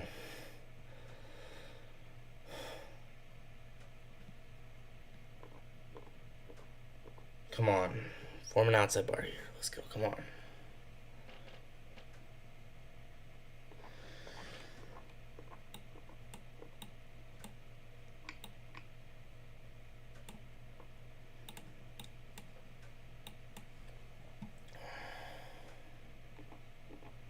Go break even if we take this low right here. Formed an outside bar.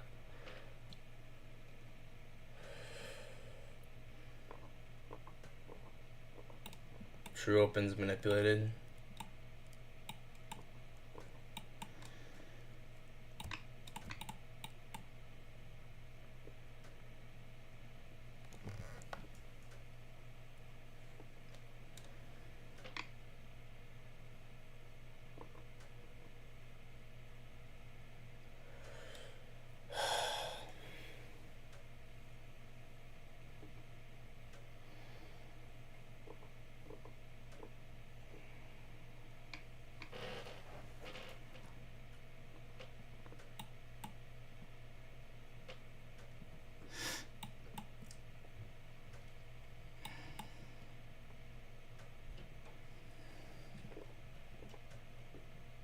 Stop filled.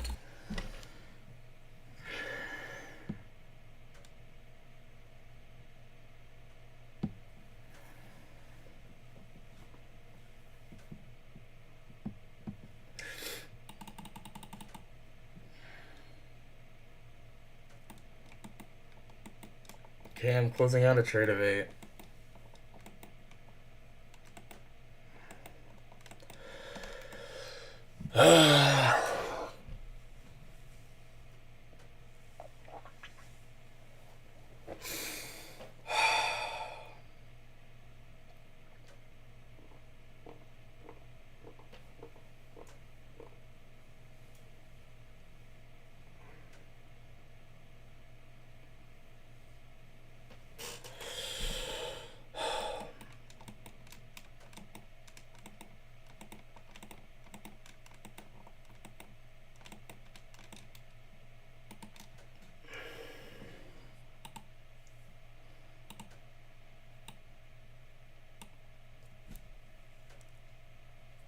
I think I'm right about the bearish bias, but I think we need to come up to the rejection block. I overtraded, dude, again.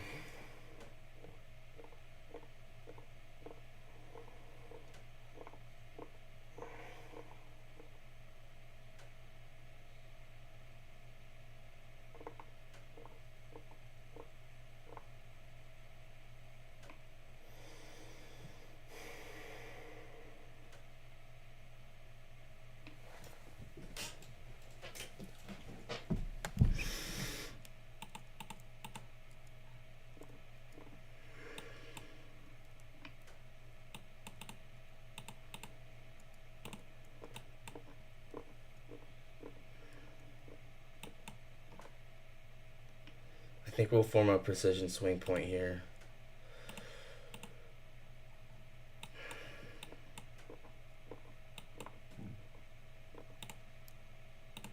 And then this will take us lower. Watch this.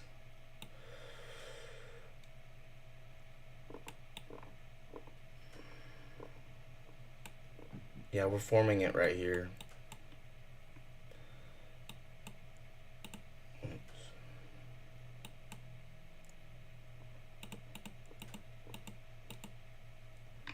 We already formed it on the 1 minute.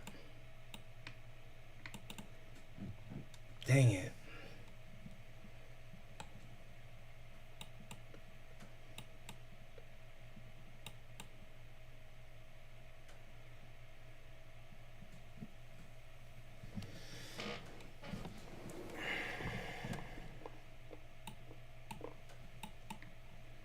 Should I try this precision swing point trade on demo?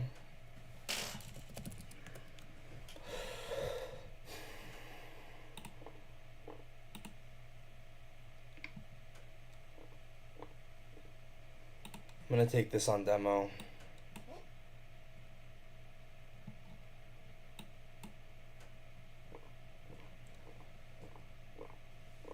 Oh, never mind, I guess not. We just souped it though.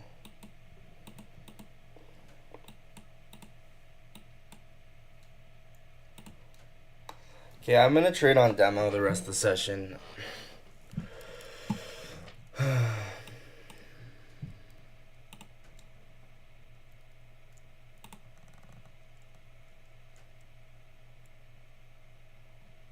And I'm gonna do unlimited trades on demo, so.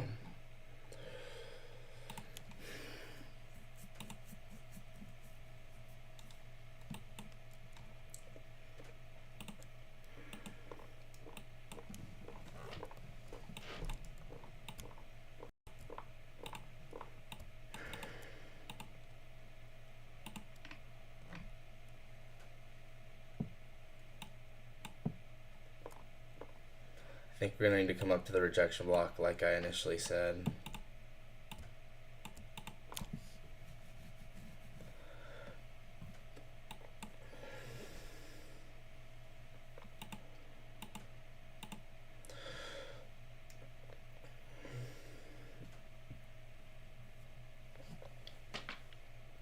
Or we use this gap like I was trying to say before.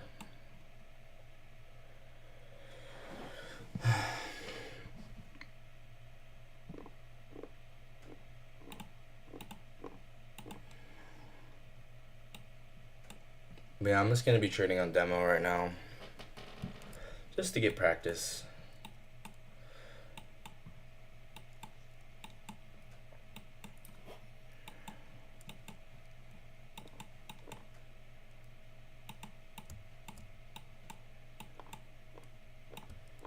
We might need to come up in soup midnight.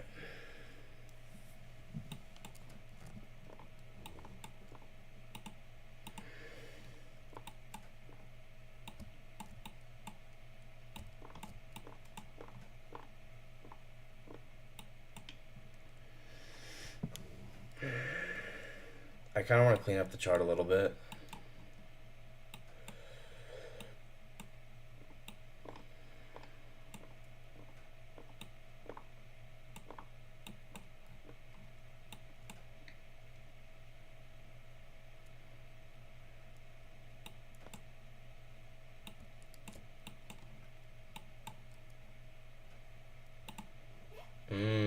Yeah, we're actually getting a move lower off of this.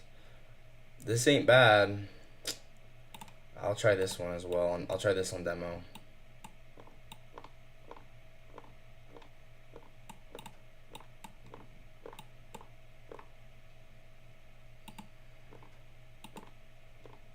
One minute has not closed.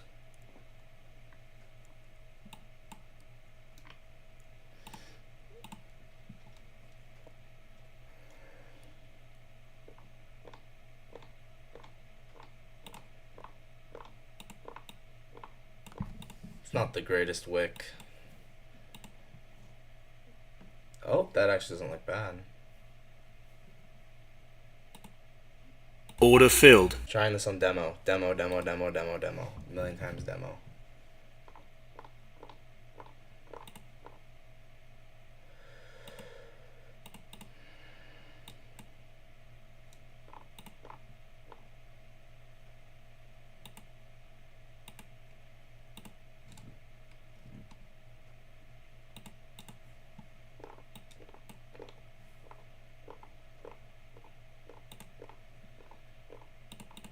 Not bad. Not bad at all.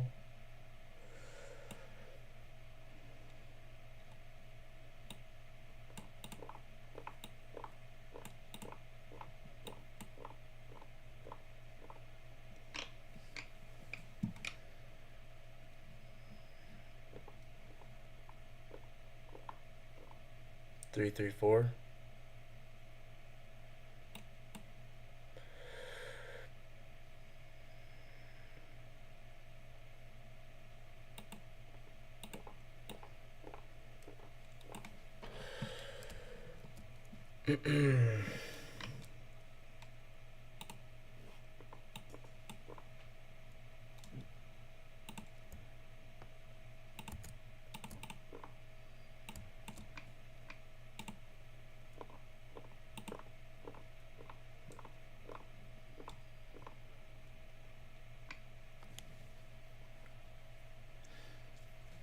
It's a nice trade.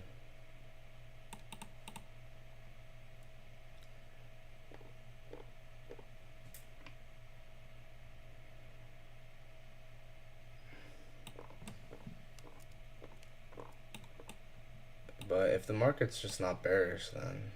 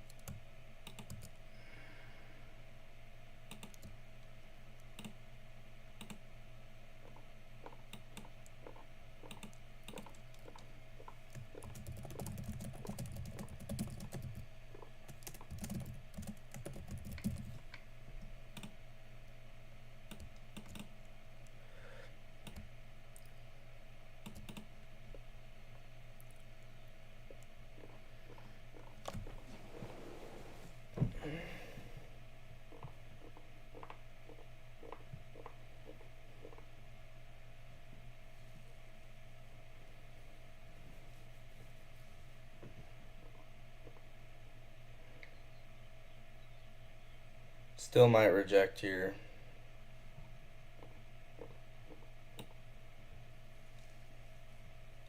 Yeah, this looks really nice.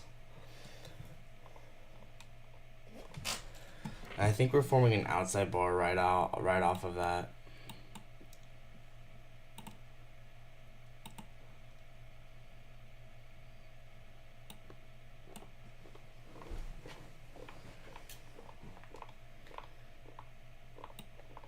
$10 a.m. You know the drill. 10 a.m. Possibly 10 a.m. reversal.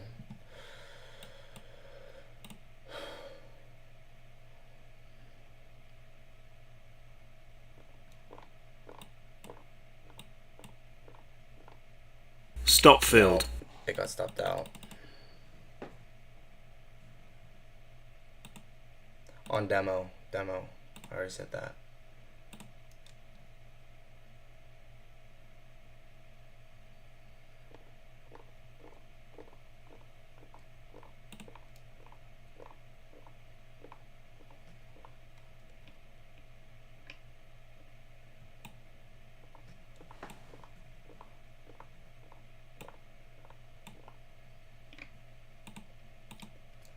Alright. I might exit out of Tradevate completely, go on a little walk, come back, and then I'll just tape read. I'm not supposed to take demo trades on stream. I should not have done that.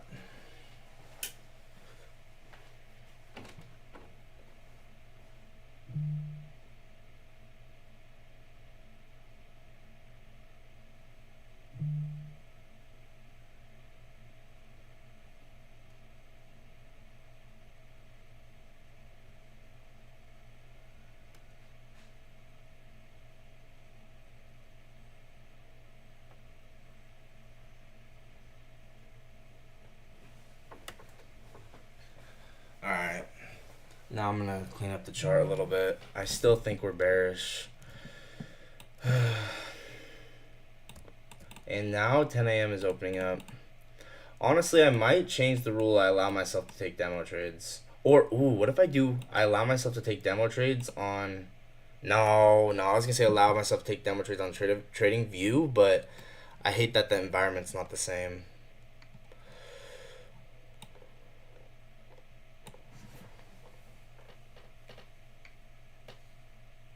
I don't know.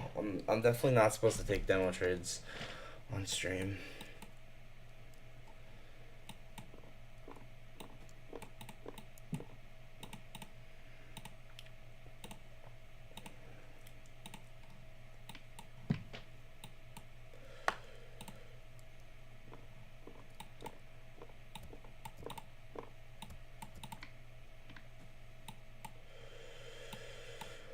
Well,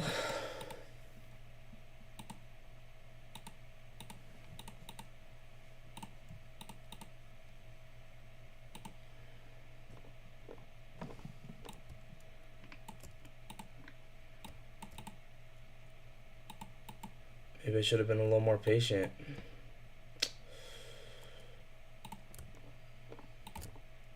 Might be on the wrong side of the curve. Might actually be a Reaper gap here. Yeah, I'm just having fun. I think this could be a Reaper gap, and then what is that? 10 a.m. precision. Is that a precision swing point? It actually is. Okay, I kind of want to try this. This is a seal of FA on the 2 minute.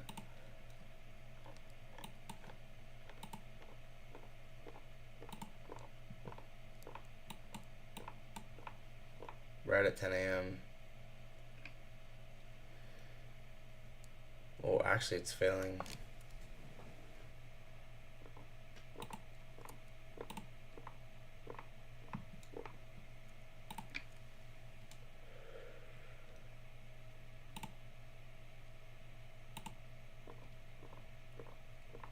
Where's the first percent for value gap? Do we have one?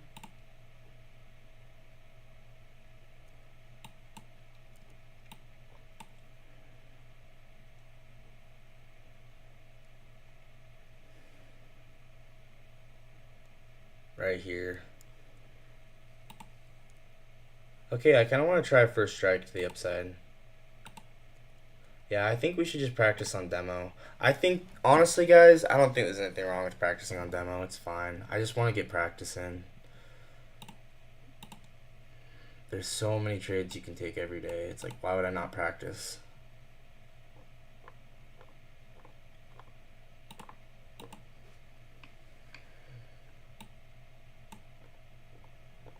Yeah, we're just going to practice on demo. It's how we get better at execution, so.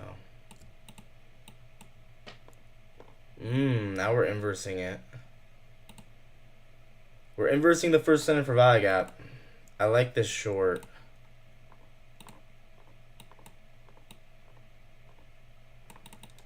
Okay, let's try this short. Order filled. Uh-oh. Wait. Oh, I thought I did on my real account. I was like, oh no. No, I clicked demo. We're good. This is nice. This is nice. Yep, there you go.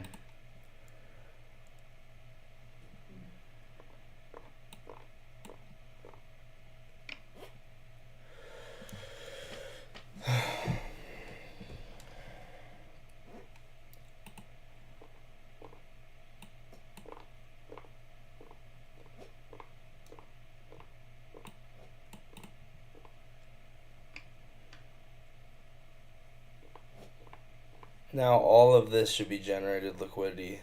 All of this.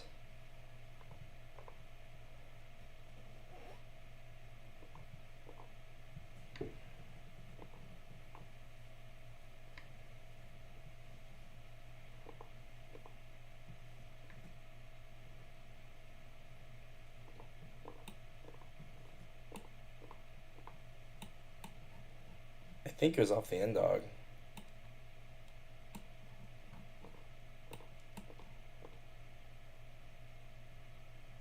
I thought make real money. I can't re-enter the trade. I can't. I can't take a trade on my real account. I already took my trade. Trade live, bro. Make real money. I already told you though. I can't. I have to do the one loss max. Like there's nothing I can do about that. I can't break my rules.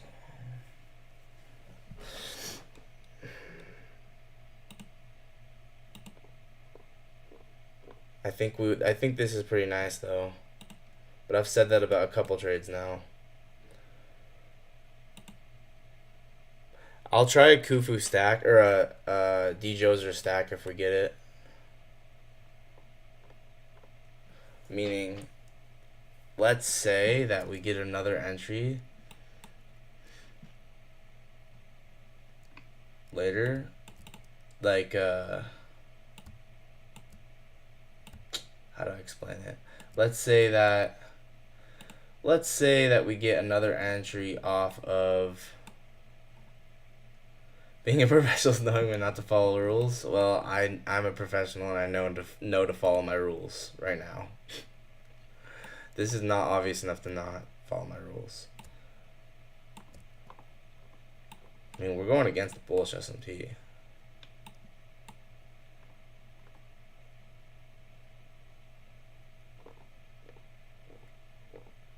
Yeah, let's see it's failing. Now the first center for value gap inverse. So this, like, I liked it.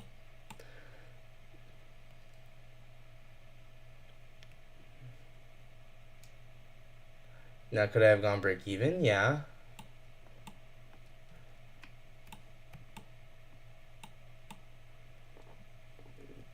But like, it's all good. It's all good.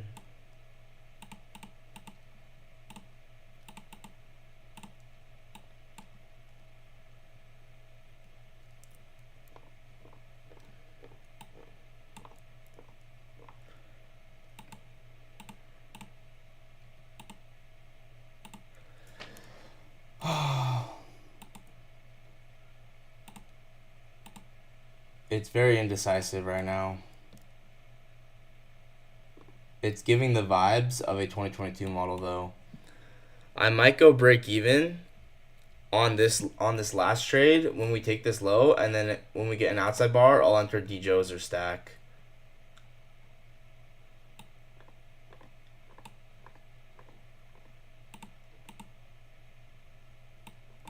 Ooh, look at the first strike. Ooh, I want a pyramid on that. Look at that first strike. That's really nice.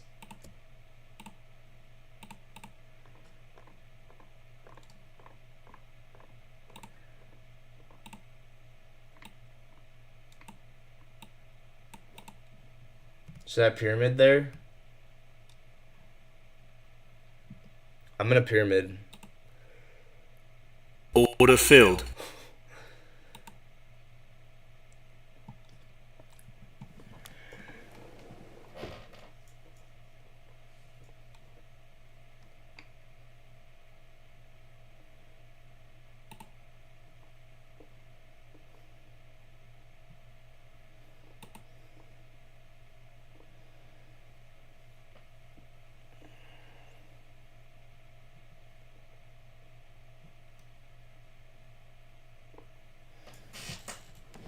Seems nice, don't you think?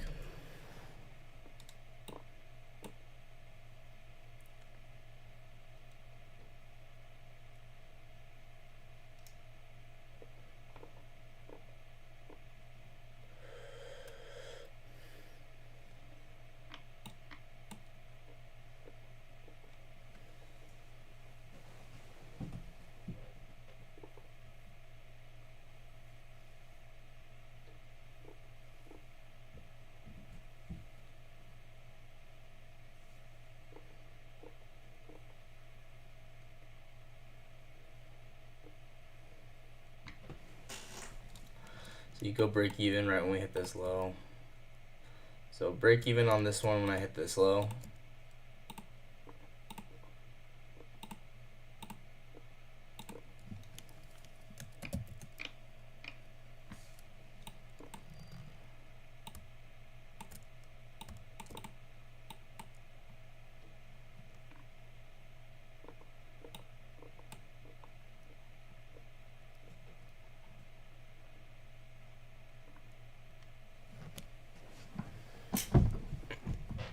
Stop filled. Well, those got stopped out. I think that was demo, just so everyone knows. I'm just trading demo because I kind of changed my mind about the whole demo thing. I think it's good to practice. But yeah, in all honesty, it's a little trash right now.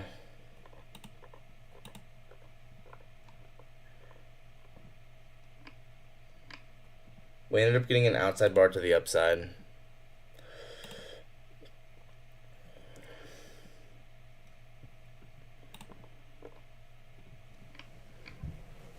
Yeah, so this inversed here.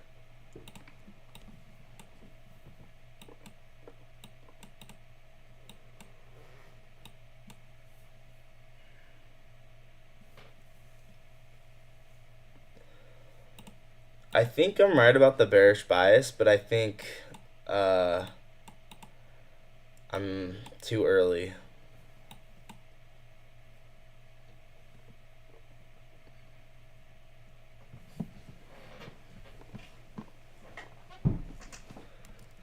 What pattern is that when there's L or LR on both sides? Oh, seek and destroy. Definitely seek and destroy.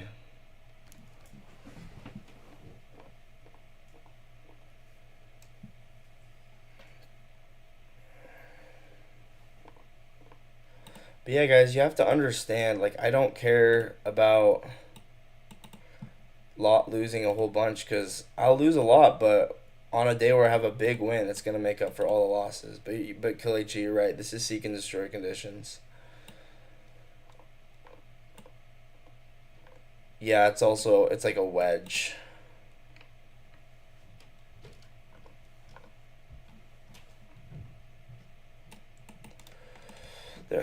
I'm not supposed to be trading on demo because it makes it too confusing for people watching. I'm really not supposed to. I don't know.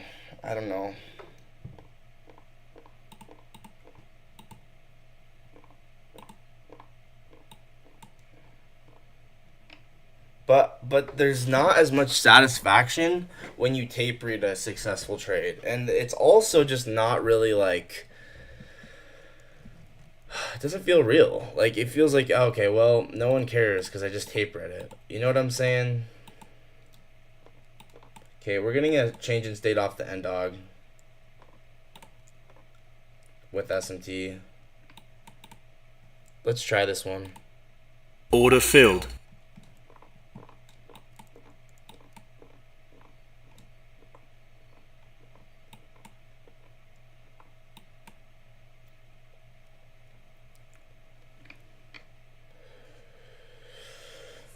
Since it's seek and destroy, I'm just going to take it to the opposing end of the range.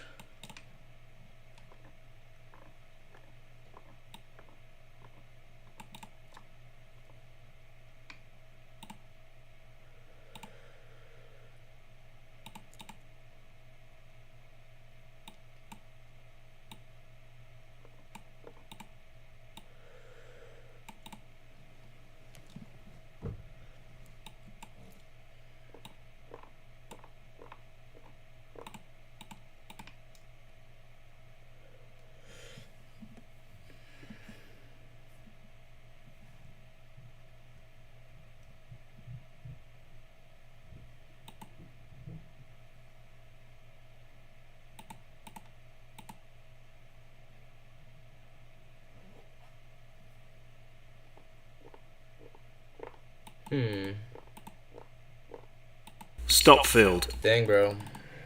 Once again, demo. Lucid Pro or Lucid Flex for 50K. I have no idea. I don't really keep track of that.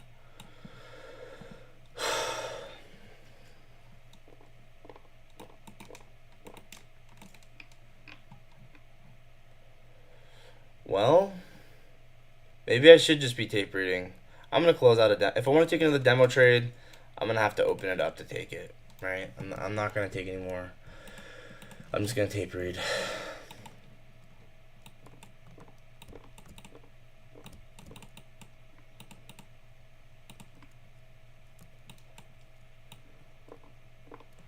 I think we will reverse, and I think we'll get a massive trade to the downside.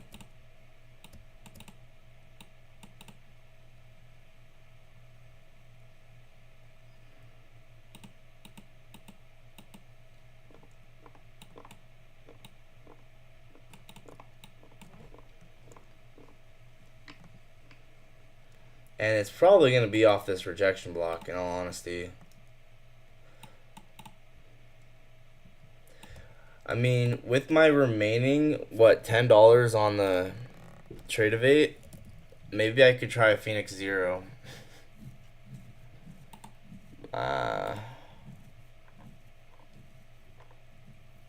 Would I have taken those trades on live or funded? Honestly, probably not. I don't know. I'm definitely over trading a little bit again, but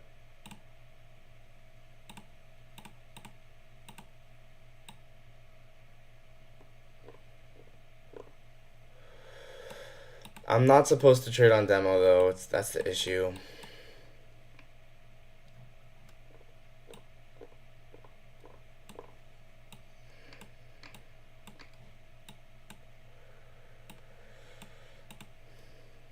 Yeah. I might just tape read then. The issue is it's just there's no satisfaction in tape reading. Like there's none. You don't. I don't know. Probably should just tape read.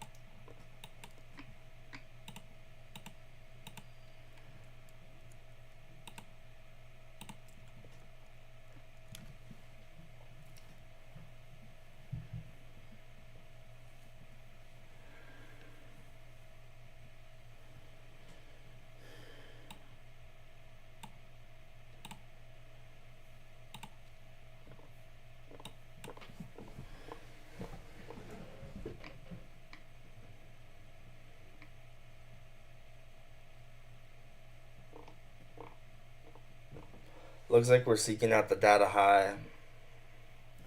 I might clear off the charts. I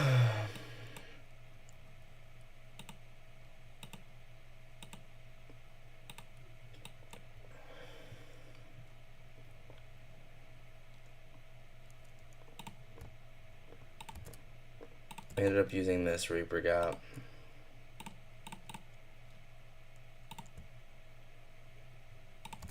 Well, there's a reason I'm doing one trade a day. It's so tricky when there's this much volatility, you know? Because I can't do one micro.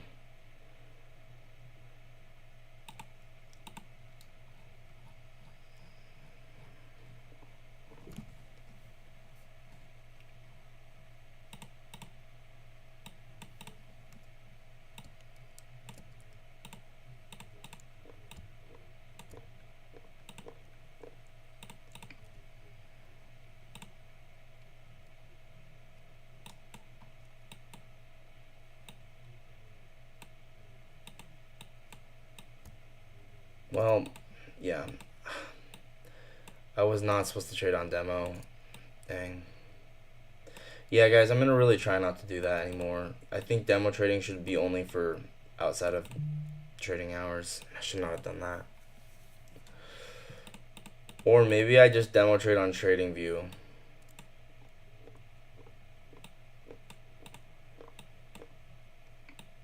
That actually works. If I demo trade on TradingView. Okay, maybe let's just do that then. Because then people will know when it's a real trade versus when it's not a real trade. Because I'll just be like, okay, well, I just demo trade on TradingView, but I take my real trades in Trade.ava. I like that. So that's now what I'm going to do.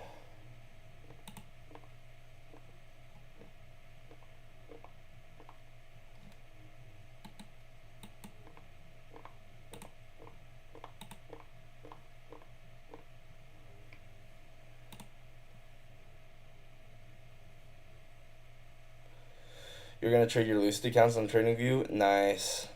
Okay, so yeah, guys, if I take a demo trade, I'm not doing it in Trade.ava from now on. I'm just going to do it on TradingView. And I'm going to get rid of every other account that I have.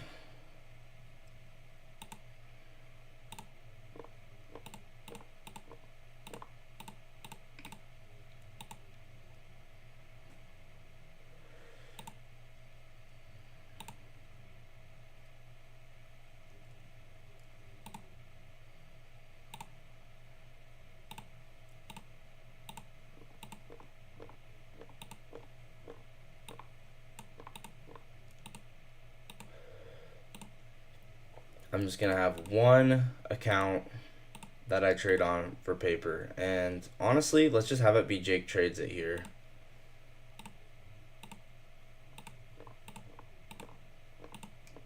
And then everything else, I'm going to get rid of.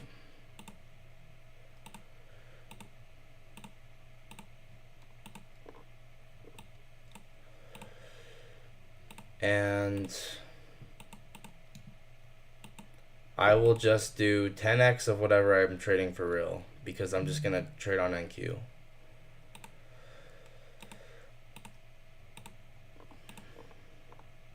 Instead of MNQ.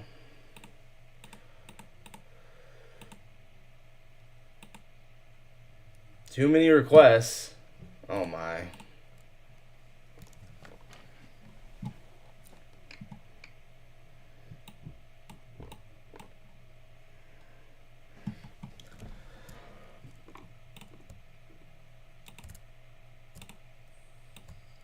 Hey, what up, Random69F? How's it going, bro? So I decided that I am going to allow myself to trade on paper, but only in the TradingView interface, not in Trade.ava. That way, it's very clear, like, hey, this is a demo trade versus, hey, this is a real trade, you know?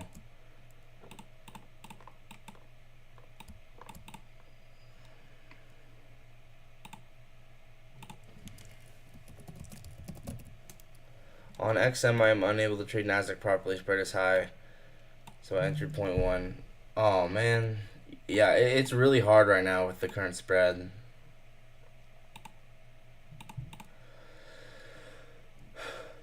Okay, did paper trading? Okay, gonna keep deleting these accounts, and then I'm only gonna have one paper trading account. That's it. Some of these accounts are kind of funny. It's like, what?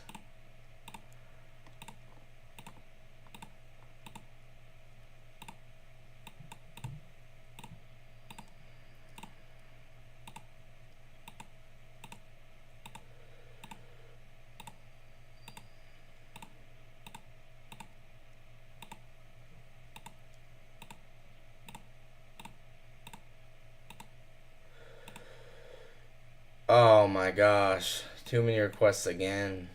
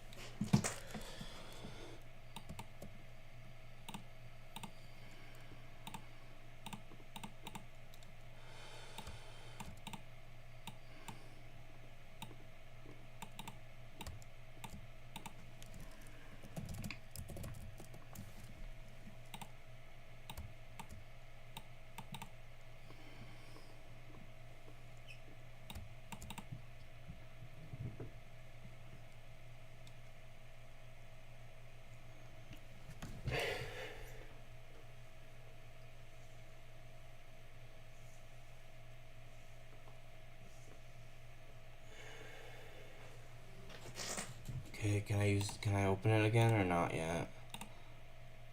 Okay.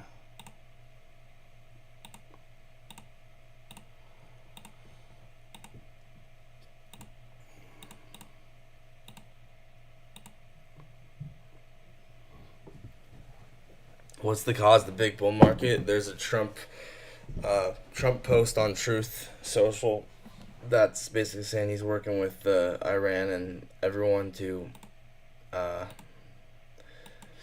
to get things back to normal.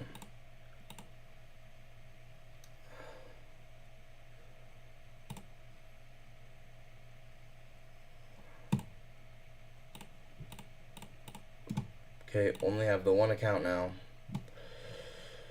So now I can trade this and just chill out, and I can just do whatever trades I want. So we hit 4 projections. We're inversing this gap.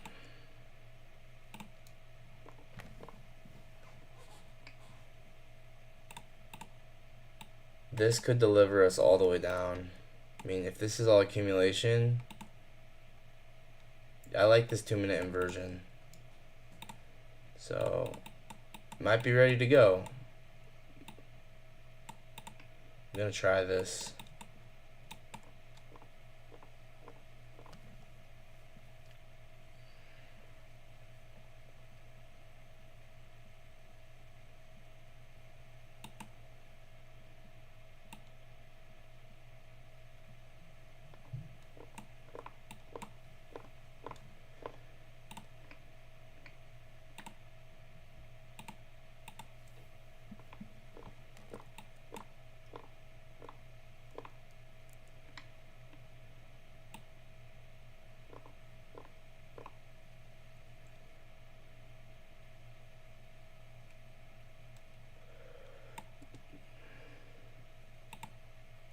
So what I would do is I would TP it. I would put in this.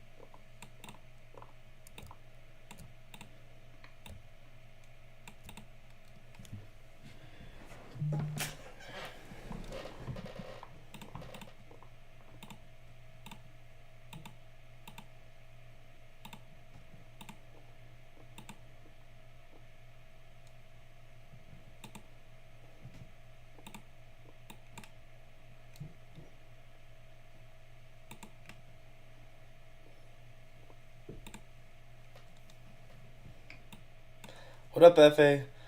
I already took a trade. It was a loss. So, yep. Now I'm realizing that I see nothing wrong with trading on demo as long as it's in trading view. So, I'm gonna start allowing myself to do this. You'll know if it's a real trade if I'm in Trade of 8. If I'm not in Trade of 8, it's not a real trade.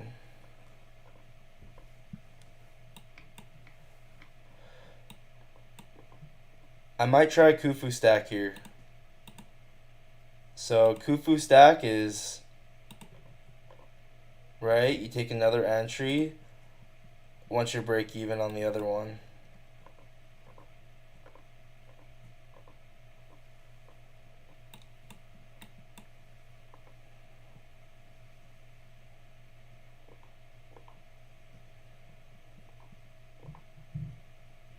So I can't take that Kufu stack yet.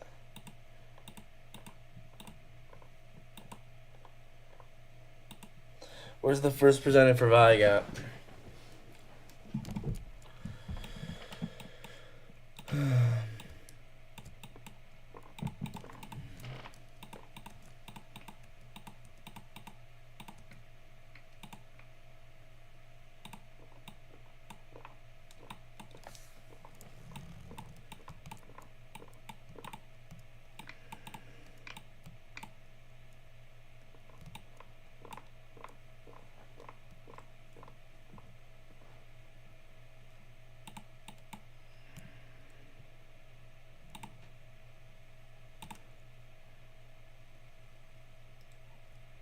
First presented for VAG up is right here.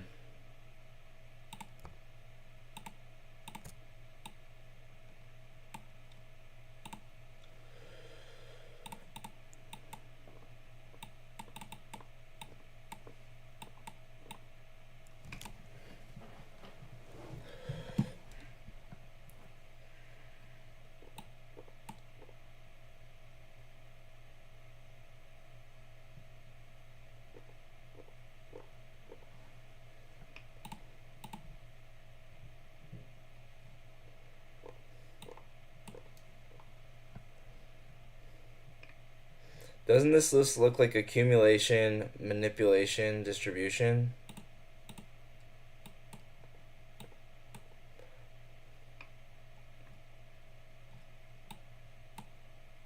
Do we have SMT with that high? I don't think so.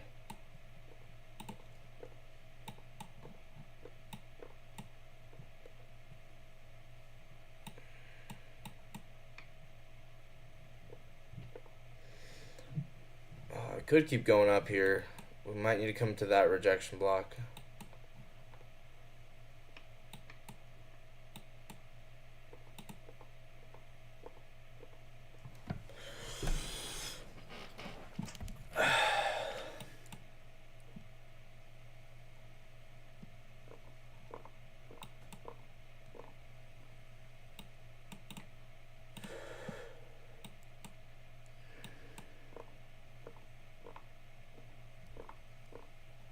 There's no SMT, no nothing.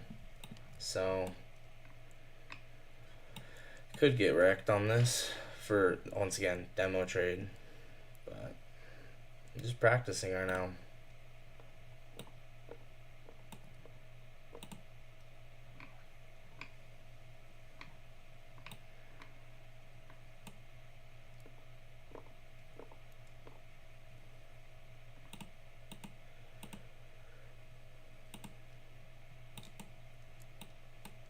We might reuse this, we'll see.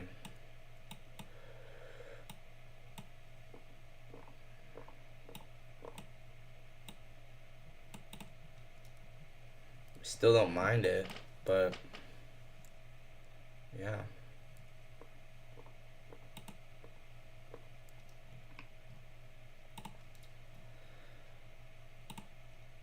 Where's the daily volume balance? So we're back trading within this daily volume balance.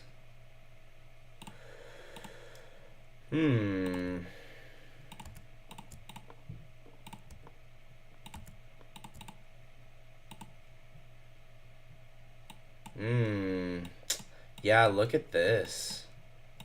Welcome back to the Daily Volume Balance, bro. You're here again.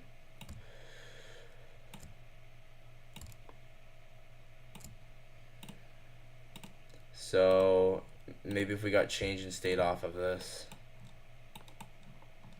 Looks like we probably already did on the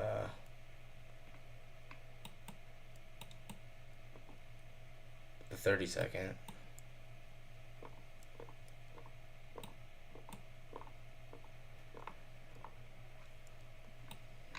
Might do Khufu stack, but I have to go break even on the other one before I can do it.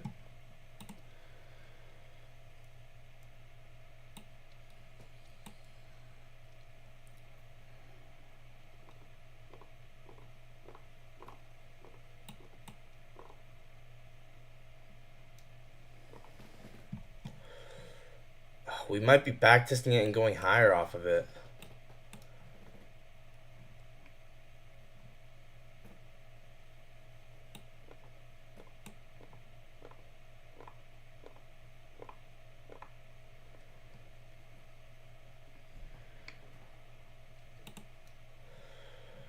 Yeah, it does kind of look like we're holding that 5-minute gap.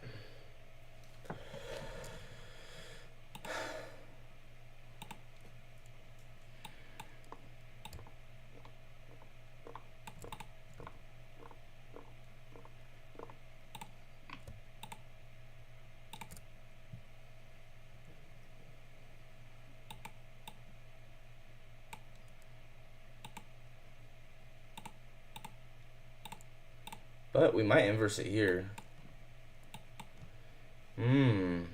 Nice. Okay, so if this inverses,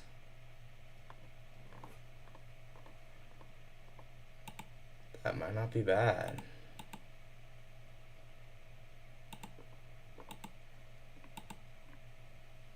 Ooh, look at that displacement.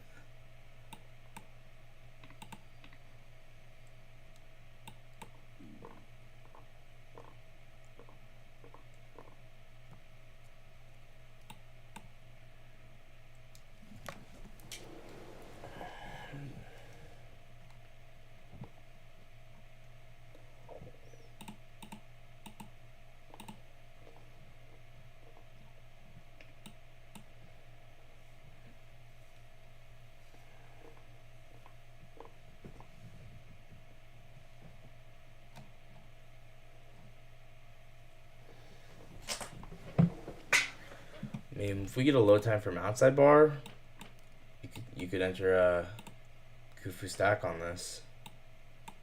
I mean, DeJoser stack.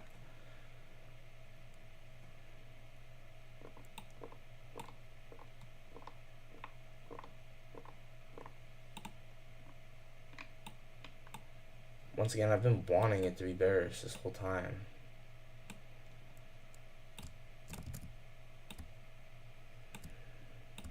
Now maybe finally, where's the true opens?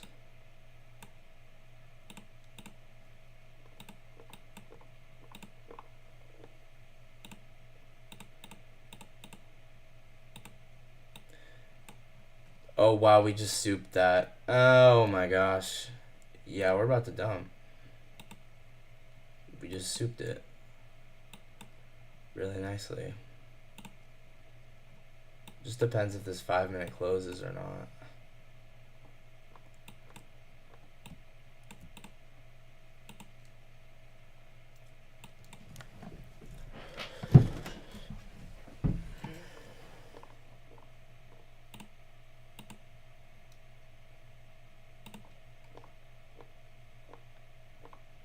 Looks like a 2022 model.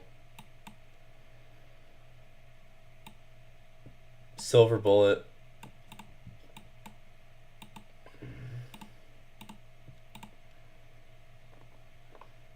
Finally, bro. Finally getting this move lower. 5-minute, have you inversed yet? 5-minute is about to inverse. Oh, the 10-minute's gonna inverse too. 25 seconds and the 10 minutes gonna inverse here. 5 minutes gonna inverse.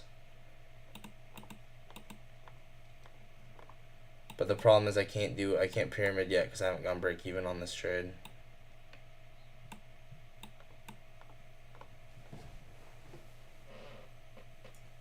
Oh, that's right. That's one reason I don't like TradingView paper trading is because let me see if there's a way. I'm gonna ask ChatGPT.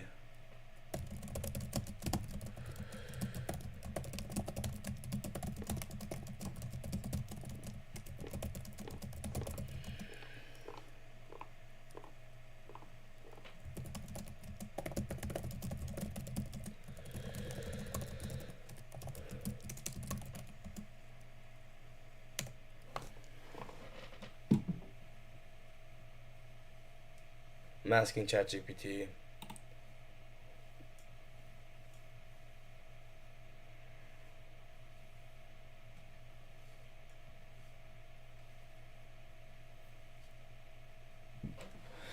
Dang it.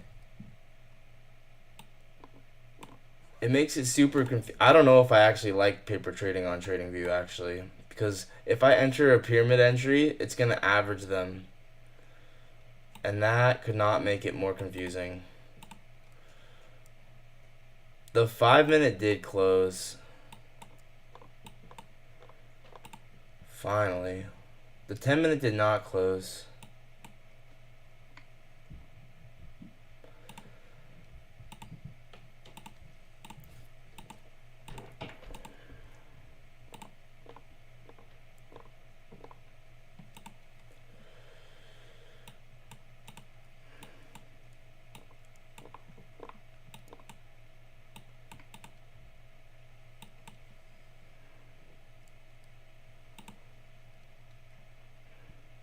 Okay, I guess you go break even now, right?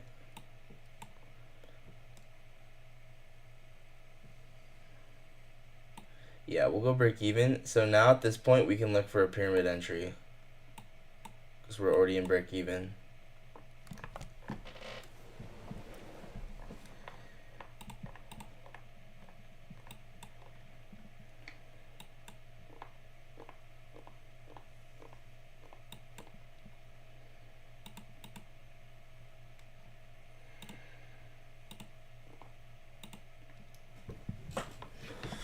Nice change in state off of the um, daily volume imbalance.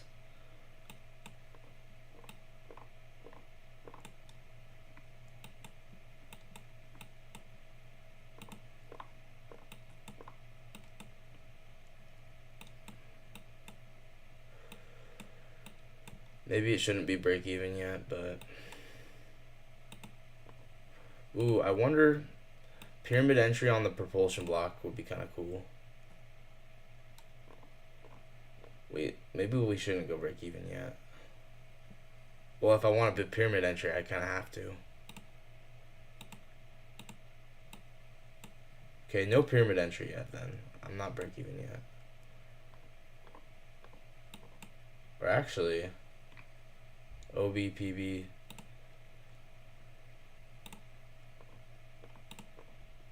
Yeah, there you go. 0.25 of the propulsion block. 1 minute should be making an outside bar, or 2 minute outside bar. 2 minutes making an outside bar. We will pyramid here. But we got to get this close.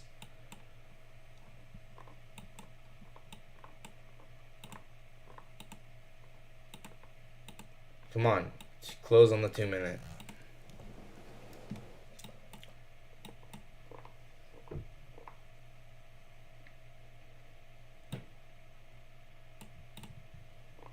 Never mind. Never mind.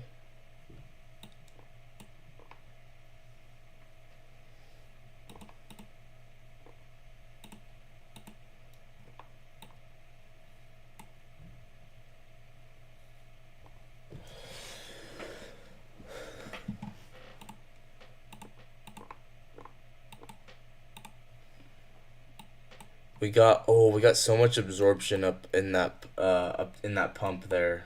Makes a lot of sense actually.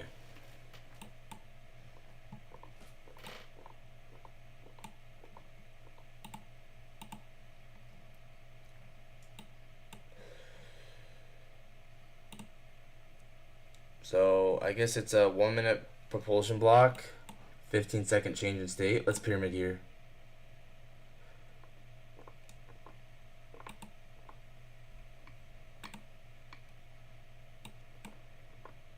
So now we would be at break even.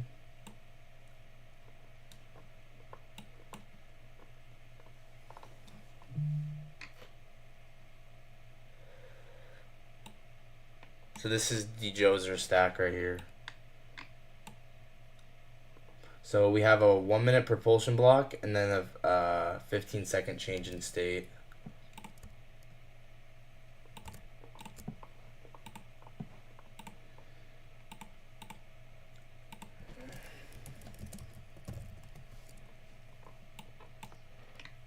All only risking 1R, by the way.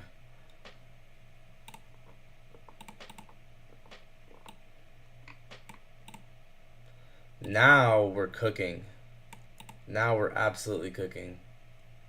So I'm not going break even yet on that propulsion block trade, but I am in break even on this one.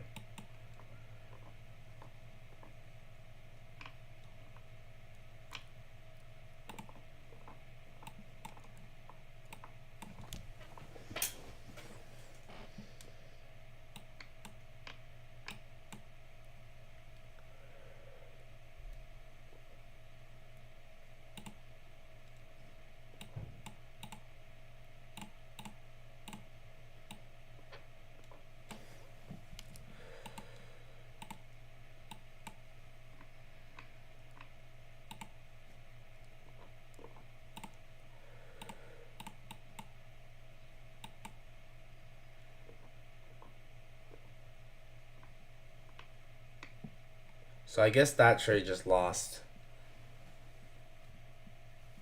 I should have been in break even. I messed that up.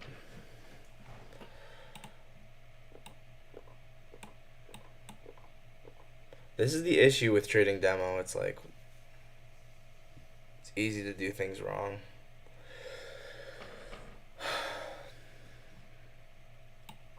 Because it's not real.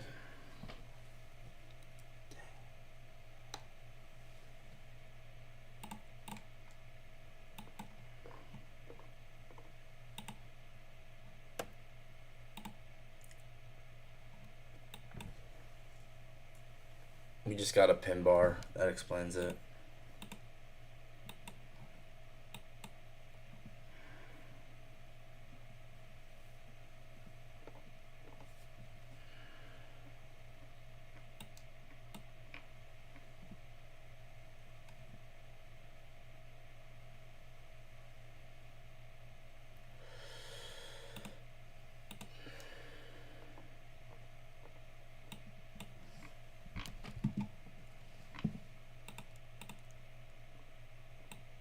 Five-minute outside bar to the upside. This is actually really good. We might even be delivering from some. I think we're delivering from something, aren't we? This is actually really good.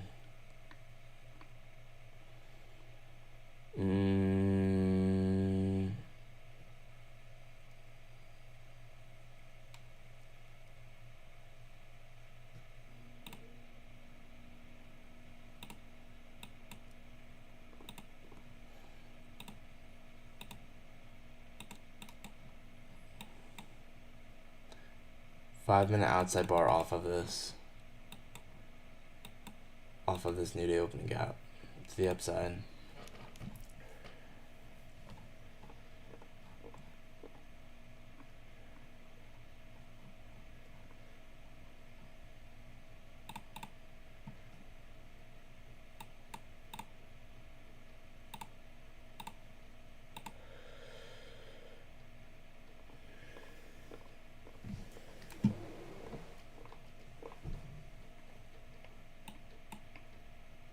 But we're not getting a good close.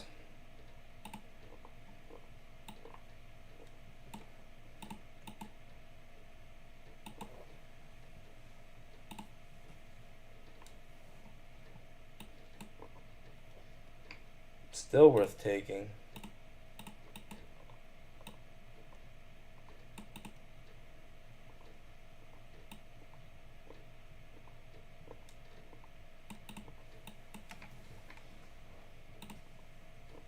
Oh, the 3 minute. There you go. 3 minute is textbook.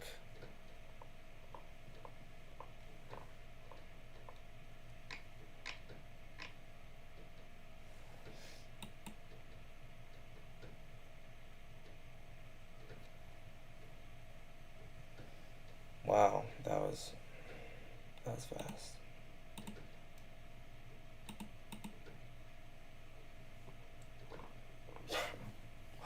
What just happened?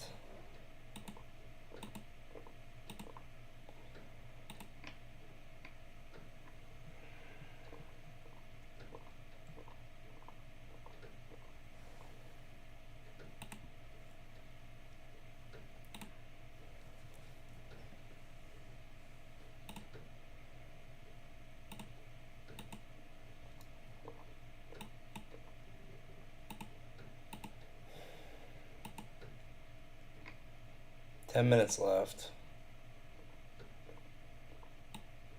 Okay, we souped this.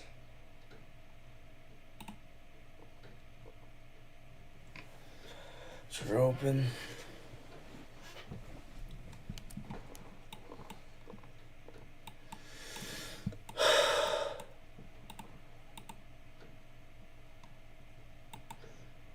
That outside bar was good, don't you think? Problem is I've been bearish, but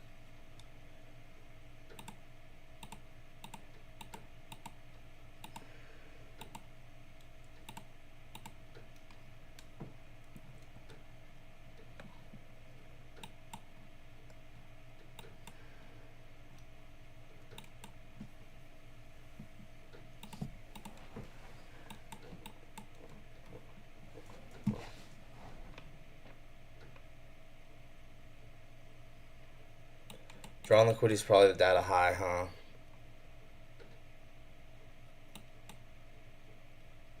Yeah, if you think about it, there's been no internal sweep of the data high.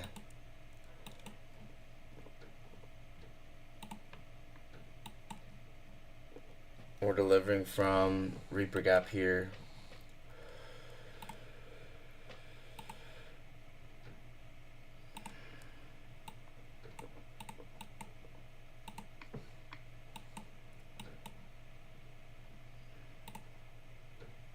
I'm not pyramiding this. I'm just going to take it with 2.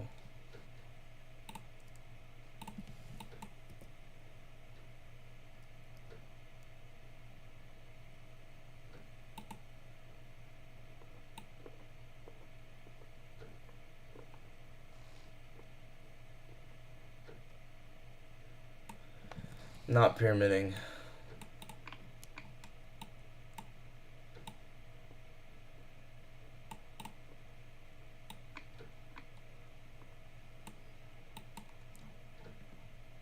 Actually, maybe I will, because we'll get this inversion as well.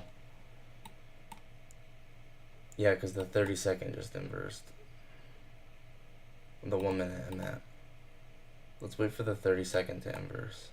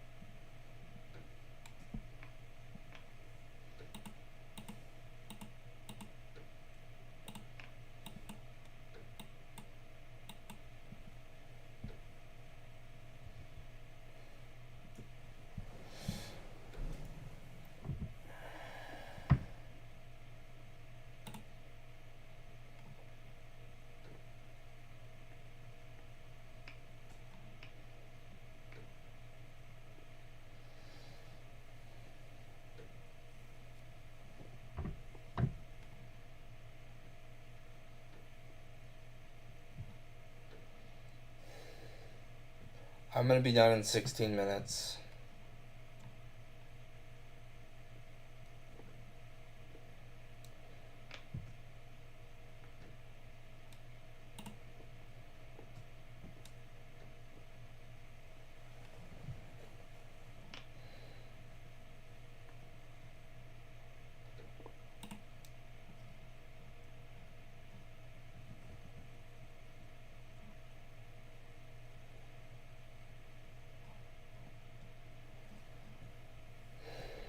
Honestly, I don't think it's that good to trade demo at all on on live stream.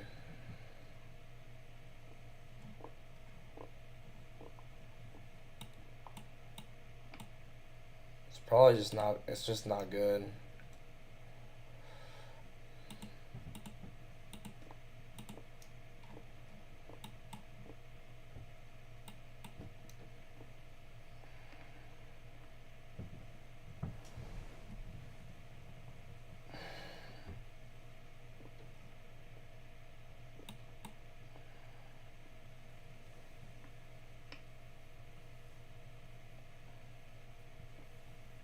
I think it's better to just tape read.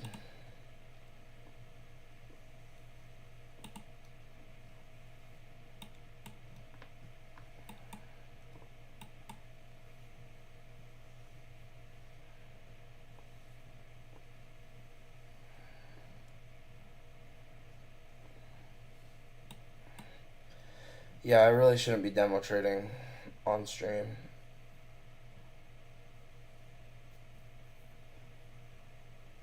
I think I'm gonna be done for the day. I'm not gonna finish the live trading window. I'm gonna be done for the day. Weird day. I kind of was not supposed to trade on demo, so I kind of broke that rule, which is not good, but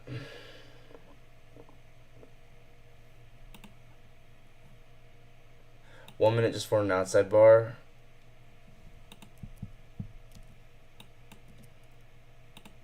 Pyramiding on that.